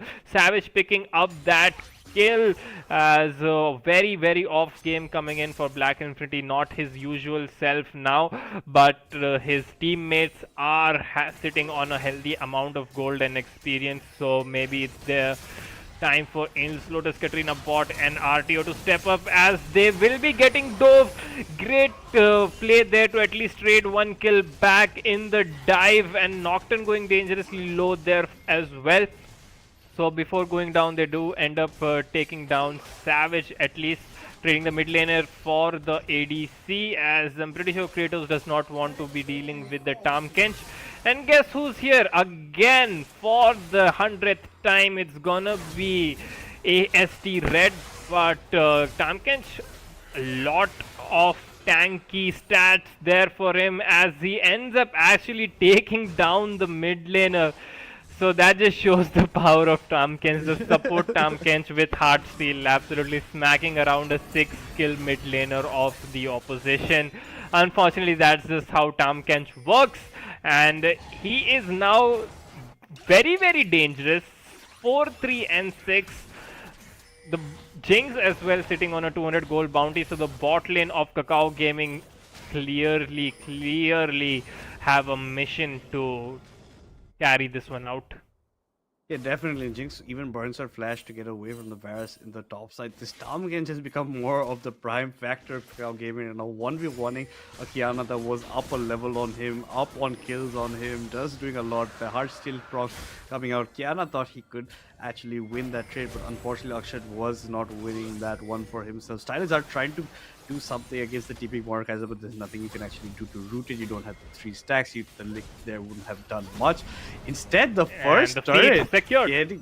The feed is secured by... No, it's not being secured right now by ASTERISK, because they only have 2 of the 3 epic monsters. Oh, and, okay. The grubs, yeah, there were only the 2 grubs, the 1 grub that they picked up. Yeah, correct? exactly right. They only had the 1 grubs, and KAKAO Gaming is the one with the first blood. So yeah, it's still in a bad, but now they've equalized what that first blood had done for them in terms of that turret. But now Lotus is in a very tough spot, but he will be getting the kill onto Savage before he ends up going down to Narayan, who's having a better game than the last game. It's Infi on the other hand, who is suffering this time as a jungler compared to what we usually see from him. Now ASTERISK are going to be jumping onto Narayan, just about as I said he was doing good. He's ultied against the wall, not much this man can do, trying to spell chain and walk his way out. Unfortunately, the kill does go over to Kratos. He had to pick that up at the end, given the spacing that Nocturne was creating.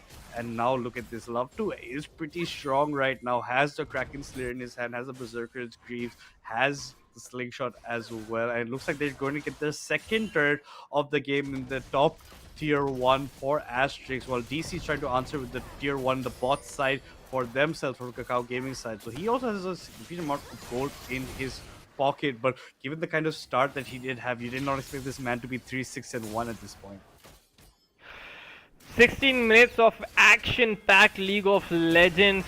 Goal dead, even as Angel's Lotus feeling confident in taking down the Vayne 1v1, but I'm not sure if that was a good idea, because it is a Vayne that you're talking about. And now finally with the Rift Herald taking down, the feats of strength have been picked up by ASTERISK, and let's see if they can snowball that out of control, as that was a close call for Infinity with the Tahm Kench coming in there. But yeah, Angel's Lotus thinking he's way stronger than he actually is, at least compared to a Blade of the Ruined King Vayne, as Dead Corporal will pick up that kill for himself. Thank you very much. 20 kills to 17 gold. I mean, just like 600 gold difference. I'm pretty sure that's not very significant at 17 minutes. Both the teams are set up nicely for the mid game which has started, but most importantly, ASTERISK are the one who have picked up the feats of strength. Yeah, they do have that added arsenal to them. They also have 2 Drakes to their name as well. So they're going to be trying to get Sola as far. It's again yet another Infernal Drake map. So them being closer to the Infernal Soul means a lot for the damage, especially this Varus will be trying to give it out at a faster pace. Has completed his cull, will have got that additional gold as well. The Jinx is quite a bit up in terms of CS. Has the only one in the game with the bounty currently on her head with the 250 gold bounty. Silas are trying to clear as much vision as he can over here. A trap setup being set up here by Akshay. Again, the Silas just knocked against the wall. Nocturne is coming in, but a bit too late to the party. He really wants to kill onto Catbot. Catbot flashes over the wall, so Nocturne won't even be getting that. And it's a double kill picked up by Infuse, finally looking like his former self right now. Narrowly, the Jinx rocket does miss onto the mid laner of Asterix, and he will be able to recall with his life. Great pickup there for the side of Asterix. 2 kills onto the Diana are gonna do a world of good for Black Infinity over there, as he is still quite far ahead on the CS numbers. Has now picked up those kills numbers as well after the double kill, working towards that haunting guys, as he has picked up the Seeker's Arm Guard for the Stacy's Engage as well for the Atakan fight. I'm pretty sure that they will be eyeing towards all 3 outer turrets being picked up by the side of Asterix. The top side outer turret still surviving for them. Atakan will be spawning in the top lane. Yeah, top lane. So I'm pretty sure in 1 minute we're gonna be seeing a 5v5 breakout in the top side. Yeah, especially after that fiesta that happened in the first 2 minutes of the match, I'm not surprised that Atakane is spawning over there. There were 7 kills there by the time he already hit the 2-minute mark. But wait, hold that thought. If he's going here onto Salazar, he's being forced to flash away. The Kiana ulti completely whiffing because of that flash committed by the Tamkage, and he gets out with his life. Drake coming up in 15 seconds time. That's all that's on the mind of Ashes right now. They're trying to go onto the Silas. He's trying to get away from me. He does have the Tamkage as support close by as well. And they've completely locked out the vision from the side of KAKAO Gaming. There's no way they can know what is happening. Now the Mord is going to go onto the Nocturne. A flash committed by Lotus to get out of it. Now without a flash, the Nocturne can go on to him. He does pick up the kill. Love 2 is the one gets it due to the Super Mega Death Rocket. Now falling a bit apart for Asterix. The ADC is down right now, and you have 2 ADCs on the side of KAKAO Gaming to unleash a lot of damage. And Akshay is currently without his ultimate as well after the failed attempt onto the Tamkage below. So it looks like KAKAO Gaming are trying to take this Drake for themselves. Steal might be in the books, but I don't know if he will go for it. Unfortunately, he does it's just not KAKAO worth Gaming it, I picks think. it up for him. Yeah, true. If Infi goes in and dies there, that's a free Atakan angle for the side of KAKAO Gaming. So instead it's going to be Asterix who are just running it down top lane, getting the early position towards Atakan. The red pings are now going towards Atakan for the side of KAKAO Gaming as well. No teleports for the side of KAKAO Gaming. So if they put anyone in the side lane, well, he can't join the fight anymore. So that's not usually what we see in a competitive match. Teleport is so essential for macro play. As in the mid lane, the ADCs will get picked up. I'm not sure what they were trying to do.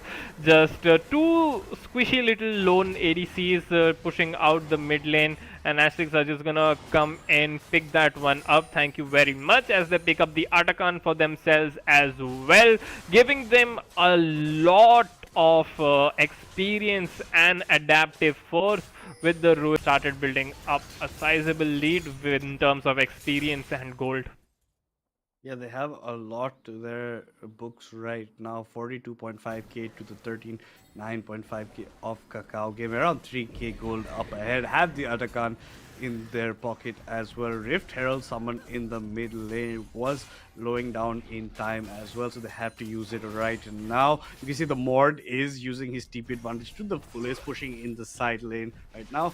And the top side, the Kiana and Diana combo are trying to do as much as they can. The Rift Herald will be down in vain. Nothing you can do about it at that point. It's enough for a good distraction that pulls a lot of members towards the mid side, while the both side lanes are being pushed in by the side of Asterix. Baron won't be spawning for another 3 minutes, so not many objectives to fight over. Only the next Drake that's coming also up at around the 3-minute mark. Flash out by RTO, but again, them against the wall, hits from the vein. A huge shutdown being put in to the pockets of the Silas at the end of the day. Savage is also not having the performance that he wanted on the champion. He is 3-6 and 4 after that kill. But yeah, nice condemn coming in from DC. Nocturne going in very deep here against the Varus, and he does not have the damage right now, but will trade his life. Love to picks up the kill instead, and it looks like Kratos is going to be left alone for the Wolves. He's trying to run away. The chains do land, and so does the super mega death rocket. Another shutdown into the pockets of the ADC from KAKAO Gaming. The action doesn't stop in the top side. DC is going in. The Diana has been eaten up, and he's being pushed close over here. Nowhere Infi can run. Infi has been exhausted as well. Akshay is trying to get a kill of his own, but Savage instead goes in, and it's an ace for KAKAO Gaming, but only the Nocturne essentially dying. The cross map is coming in for the side of KAKAO Gaming. We keep seeing ASTERISK make this macro call to split the map. It's always Black Infinity taking one person in the side lane till the very end. We saw them take down the final game victory in a similar manner as well in the previous series. So this time I'm pretty sure they getting a side lane inhibitor was worth it for them, even though they did get aced, as they did not lose any of the inner tier turrets for their own side.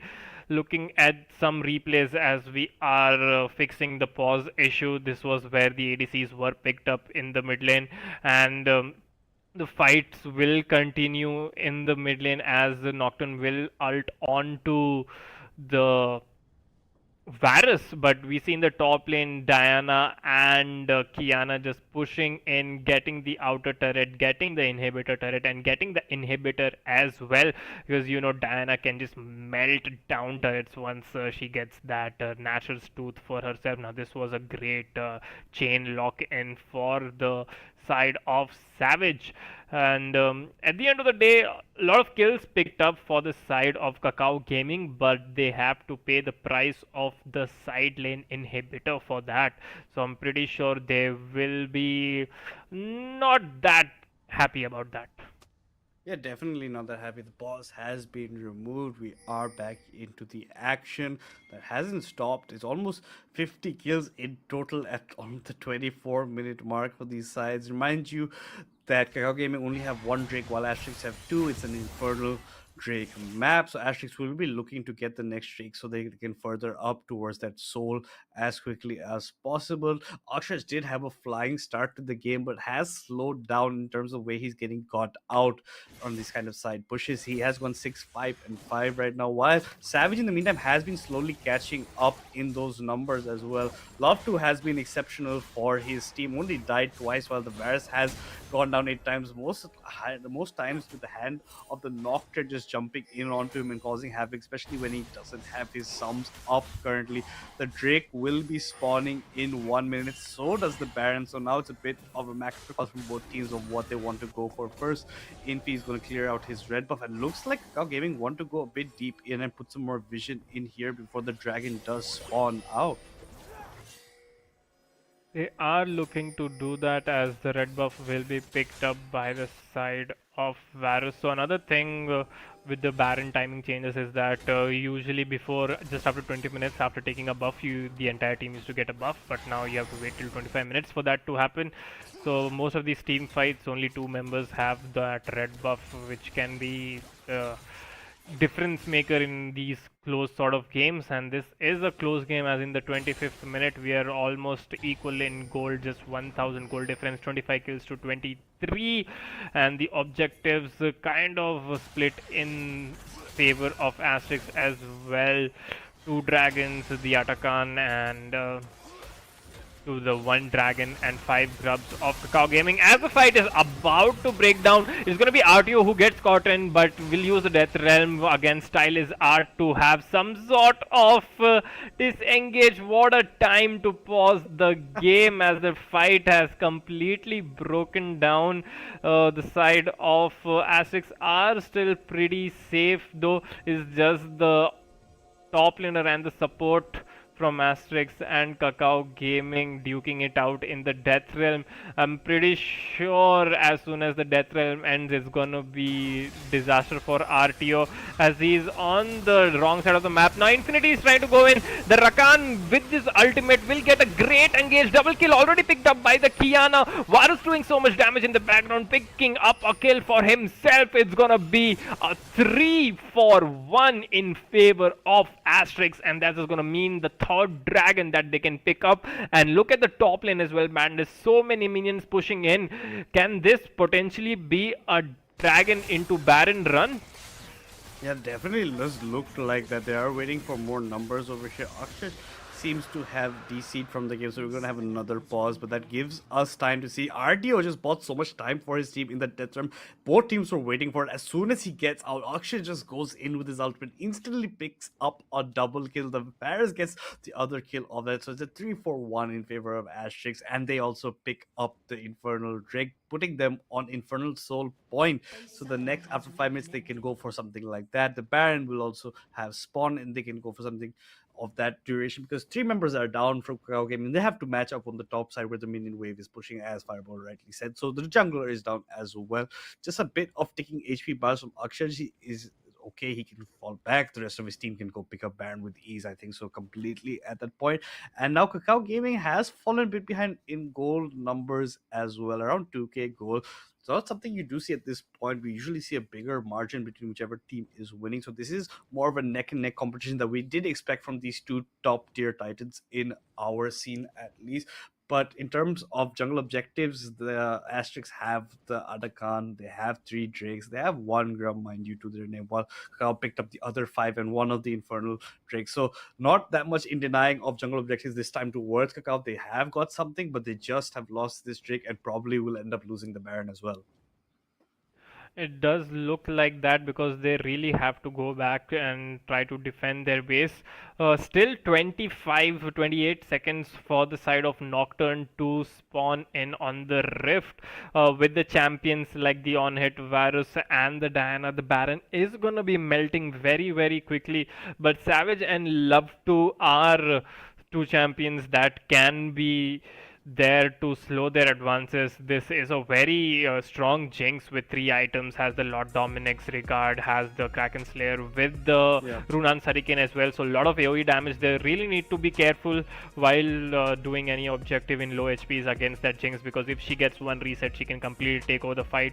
So Savage and Jinx are definitely the hope remaining for the side of KAKAO Gaming, and Jinx is just gonna keep getting stronger and stronger as the game goes on. And same can be said for the Varus, but who would you pick, a full crit 100% crit 6 item Jinx or an on hit Varus? I think with the state of critical strike and on hit, I would definitely pick a Jinx, but still a long way for KAKAO Gaming to survive till we reach that point, and all eyes now are gonna be at that Baron objective. Yeah, especially with the Jing getting her resets. A lot of times she's picked up a lot of her kills through the super mega death rocket, well timed by that man over there. So he has picked up a crucial amount of kills, especially when the Chains of the Silence did lead into the Rakan that was running away. So he ends up picking the kill for himself that way. But there's not much you can do if the rest of your team is falling apart at the seams, right? You're going to have a bit of frontline that does protect you. There's so much you can kite for, but if you're not getting the protection that you do need, you'll fall behind in the fights like you did see in the last fight over there. It's not much. Even your top laner is kind of like an ADC, doesn't have the tankiness that you need. Corporal being like that, so you get that false sense of security when they march down both mid wave, they get caught out, they also end up dying. So these kind of plays have to be negated for, and as you did point out before, neither of the players on KAKAO Gaming have a TP for later on macro kind of plays that they want to go for the split pushing kind of side. So that will also be playing in the mind, especially against a team like Asterix that like to play the macro game a lot as well. So this is what you have to keep in mind. And as we did talk about it, they are going to be taking the Baron once we jump into the game. And I don't think there's any chance that KAKAO can make it. As you can see, all in the base, they have been going for that minion wave that was in the top side, and it's just an easy free Baron pickup for the members of Asterix. Yeah, so that was the free Baron picked up by Aztec as well. Now truly it is time for ASTERISK to start dominating the map. As you rightly pointed out, there is no teleport available. So with correct wave management, they can completely split out the map and essentially just lock in one member of KAKAO Gaming to a lane to defend, where they can use their own teleports to make a cross map play. It all comes down to the macro right now, as ASTERISK definitely in the driver's seat right now to take down KAKAO Gaming. Yeah, and Kiana's gone for the reset right now. You can see that members of KAKAO are split across the map. One has to manage the top side wave, one the bot duo of the Jinx and Tam in the mid lane right now. Infi is just waiting here in the bush just in case anybody walks up to him. He can't go on the Tam because that's the only member of his team he cannot instantly almost try to go for a one-shot kind of capability. But in the meantime, you can't even do anything to defend your tier 2 from going down. So KAKAO are completely playing on the back foot and maybe regretting a bit of their comp choices given their summoners, given their overall draft of the tankiness and the front line that you have to go for. The Nocturne has only 2 items. The RTO has taken DC in the death zone, but I don't think you end up winning that the point that DC is at right now, right? So DC has kited as much as he can go for. Now he comes out of the death room, tumbles back forward. The Rakan going in very deep, and there goes down aggressively Corporal. And Kratos goes down as well, but Nocturne follows through. There's a double kill picked up by Angel. Oh, what an engage coming in by Infi! Absolute monster engage coming in by the Diana with the ultimate. Gonna be a triple kill picked up by Angel's Lotus. He's a complete ace, and with the dead timers, with the Baron buff, it's gonna be ASTERISK who make quick and light work of KAKAO Gaming in this best of 3 series. Both the games lasting 28 odd minutes, and we have our first grand finalist who is gonna be ASTERISK. No surprises over there. KAKAO Gaming unable to take down even one game against ASTERISK this time, and boy, ASTERISK definitely stepped up from the first series that they played. Everyone on point, absolutely demolishing their opposition. 28 minutes victory back to back, 2-0 KAKAO Gaming, and they will be waiting patiently for the second grand finalist. Yeah, unfortunately that knocks down KAKAO Gaming towards our lower bracket. They will be facing against whoever wins in the lower bracket round 2 between themselves. But well played from the boys from ASTERISK in this last match. Infi with an excellent Diana ult towards the end, but it started all off with Kratos' engage. He went in very deep, but he paid his price with his life, but he got 2 kills for his team. The Diana goes in, they get the almost clean ace for themselves, and they march themselves away. Very dominant performance coming in from them. Actually showing us why he is still known as one of the best mid laners with this Kiana performance. Savage was put on the back foot a bit in both matchups, but that's what what kind of happens to you when you're playing against the best of the region.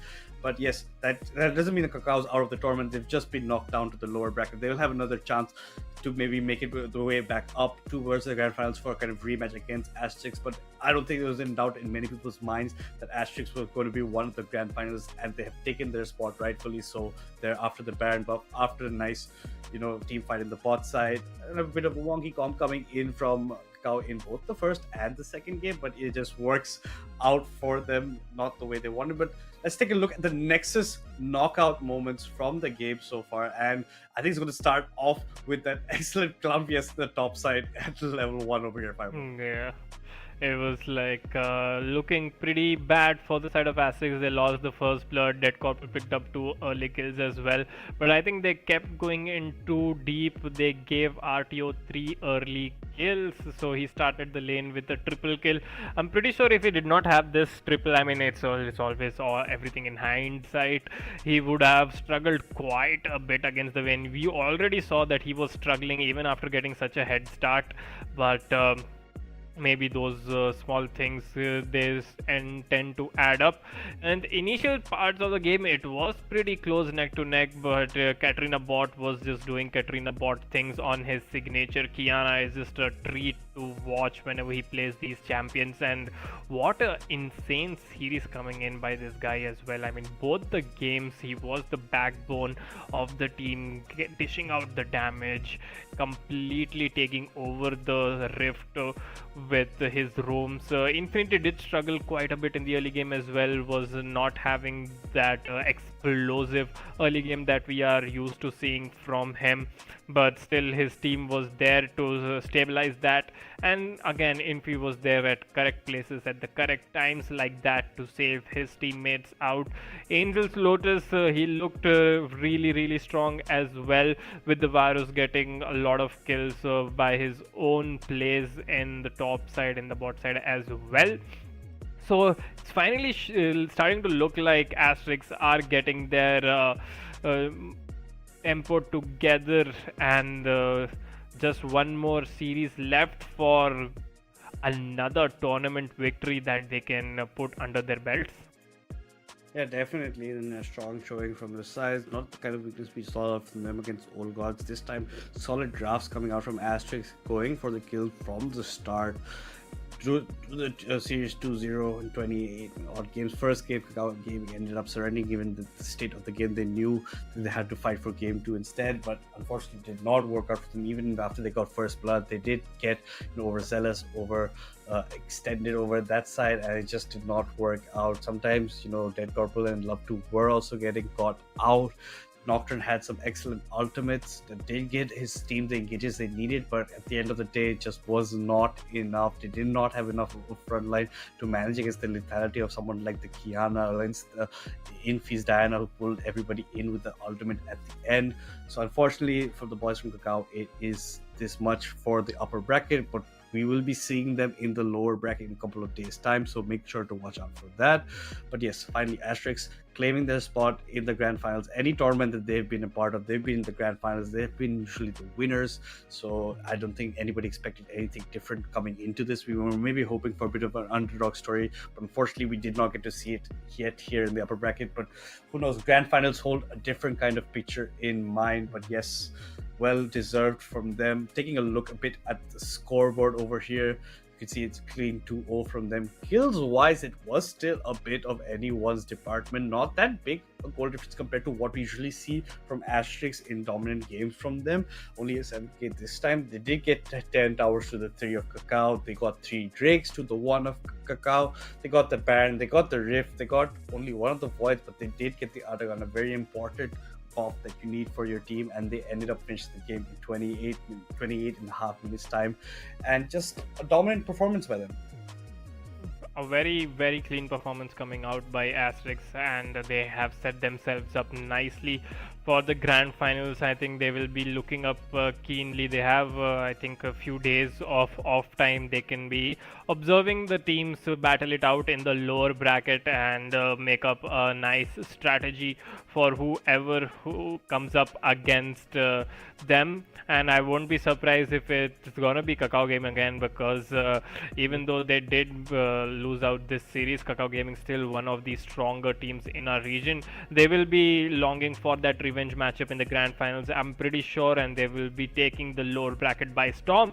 Saying that, let's have a look at the Rift Renegade MVP of the second game, and this is going to be yet again Katrina bot on his Kiana this time. So 2 games, 2 MVP performances coming in by Catbot, absolutely dominating the Rift. And I mentioned before we went into this game, like Catbot was missing from the top 5 summoners and he needs to step up, and boy, I think he took that personally. Absolute monster performances coming in on the Silas and the Kiana by this man, and he's showing us time and time again why he is undoubtedly the best mid laner in our region. Yeah, he stepped up quite a bit from that Victor game that we saw a couple of days ago. putting in performance on Kiana. In that series, Kiana was always perma banned against him, and now you know the reason why he is so good on this champion. It has to be one of the perma bans against him. Otherwise, you will be seeing a fate that KAKAO Gaming was met with today. Now they have head themselves away to the grand finals. They have a bit of breathing room before they have to play that matchup for the 1,50,000 for themselves. They've already locked in the 80k, but they're gonna always go for that 1,50,000, and it's just a matter of time to see who faces off against them, given the kind of performance coming out from the boys today. And they just showed a lot of dominance. Lotus was lacking still a bit in places, I unfortunately have to say, about the man. But yeah, like the first flash that he did go for, where he tried to get over the wall, it just did go in his favor. But yeah, otherwise his Varus was not that bad. He was getting jumped a lot by the Nocturne, so you had to keep that in mind as well, but played it as much as he could. He did have a higher count of deaths you usually do see compared to an ADC, but yeah, at the end of the team, his team had his back. He played it according to how they want the strat to go, and they ended up winning the series 2-0. Yeah, definitely, but still a better performance compared to the previous series against Soul Gods for Angels Lotus. I think it's just experience as he's putting more games under his belt now after taking that small break. He's coming back into form. I'm pretty sure by the time we reach the grand finals, which is gonna be on Sunday, a best of 5, he would have played a lot of solo queue or flex with his team to just completely come back into the rhythm and carry out games as we have seen him do time and time again. And if you have a team full of these superstars, Black Infinity, Angels, Lotus, Katrina Bot, even Kratos, and now RTO as well, I'm pretty sure he is making a very, very strong point of him being one of the best top laners in the region as well. Like, he might not be as flashy as some of the other players like Dead Corporal or formerly Copy, but he always holds his own, is a solid person to rely on. Have barely seen him lose out his lane in a drastic fashion or like be the reason his team is going down. So always a person that you can rely on. So when you add all of these 5 members together, you get just one very, very cohesive, very, very strong team in Asterix. And as history speaks for itself, Temple of Kings and now Asterix, they have been dominating a region, and by the looks of it, looks like they will continue to dominate the region for a very long time to come. Yeah, it doesn't look like they're slowing down anytime soon. They've been at it as much as they can be, and they've been winning it as it goes. So it's just well played from them. They're locked in as much as money they want, around the 80k of the prize pool currently. It depends on how the grand finals goes between them, and they're going to have their eyes on the lower brackets to see how the competition, because we do have a bunch of previous champion winners also in the lower bracket right now, so that is something they have to watch out for. KAKAO Gaming will also be watching out, because they will have to face whoever ends up winning in the lower brackets final. But with that being said, guys, let's look at the top 5 summoners for the main event so far, especially after a performance like today. Now you can see that Booyah has started the day as number 1. He's currently at number 3. Infi has moved up as well, and the person that we were missing out when we were talking about was Cat, but he's taking that first place, rightfully so, over there. Fireball. Absolutely, was not even in the top 5 by the start of the series, and with 2 MVP performances under his belt, goes spear shots himself to first place over there. 58 kills, 32 deaths to 52 assists. Look at that damage number coming in right there, and absolutely insane performances coming in by him in this series. Infinity moves up 2 spots as well, as he sits pretty in second place along with Booyah, who unfortunately falls down 2 points, and he will be getting his playtime tomorrow, as Phoenix Gaming will be in action, as Dragoon will be playing tomorrow as well, the jungler from Infamous Gaming. Nice damage numbers for a jungler coming out there as well. Closing off the list will be Angels Lotus. I'm pretty sure he will not be happy with that death count, but making his way up to his rightful spot in the top 5 cinemas as well. So we will be keeping this list updated as the tournament goes on. And that was the upper bracket final in the Esports Club Community Clash. and we saw ASTERISK make quick work of KAKAO Gaming, taking them down 2-0, moving themselves into the grand finals, securing that 80,000 prize pool minimum. The total prize pool for this tournament, of course, is 3 lakh rupees. So we're not done for the tournament yet. We have the entire lower bracket gauntlet on stream for you guys. We will be starting tomorrow around 7 p.m. Indian Standard Time. Make sure that all of you are tuned in to see the gauntlet run. Do or die matches in best of 3 fashion. Always fun to watch, always high octane, and we will be seeing who will face against ASTERISK on the grand finals, where it all unfolds on the Sunday this weekend. And that is gonna be it for us for this series, as we will see you guys tomorrow. Make sure that you stay tuned in.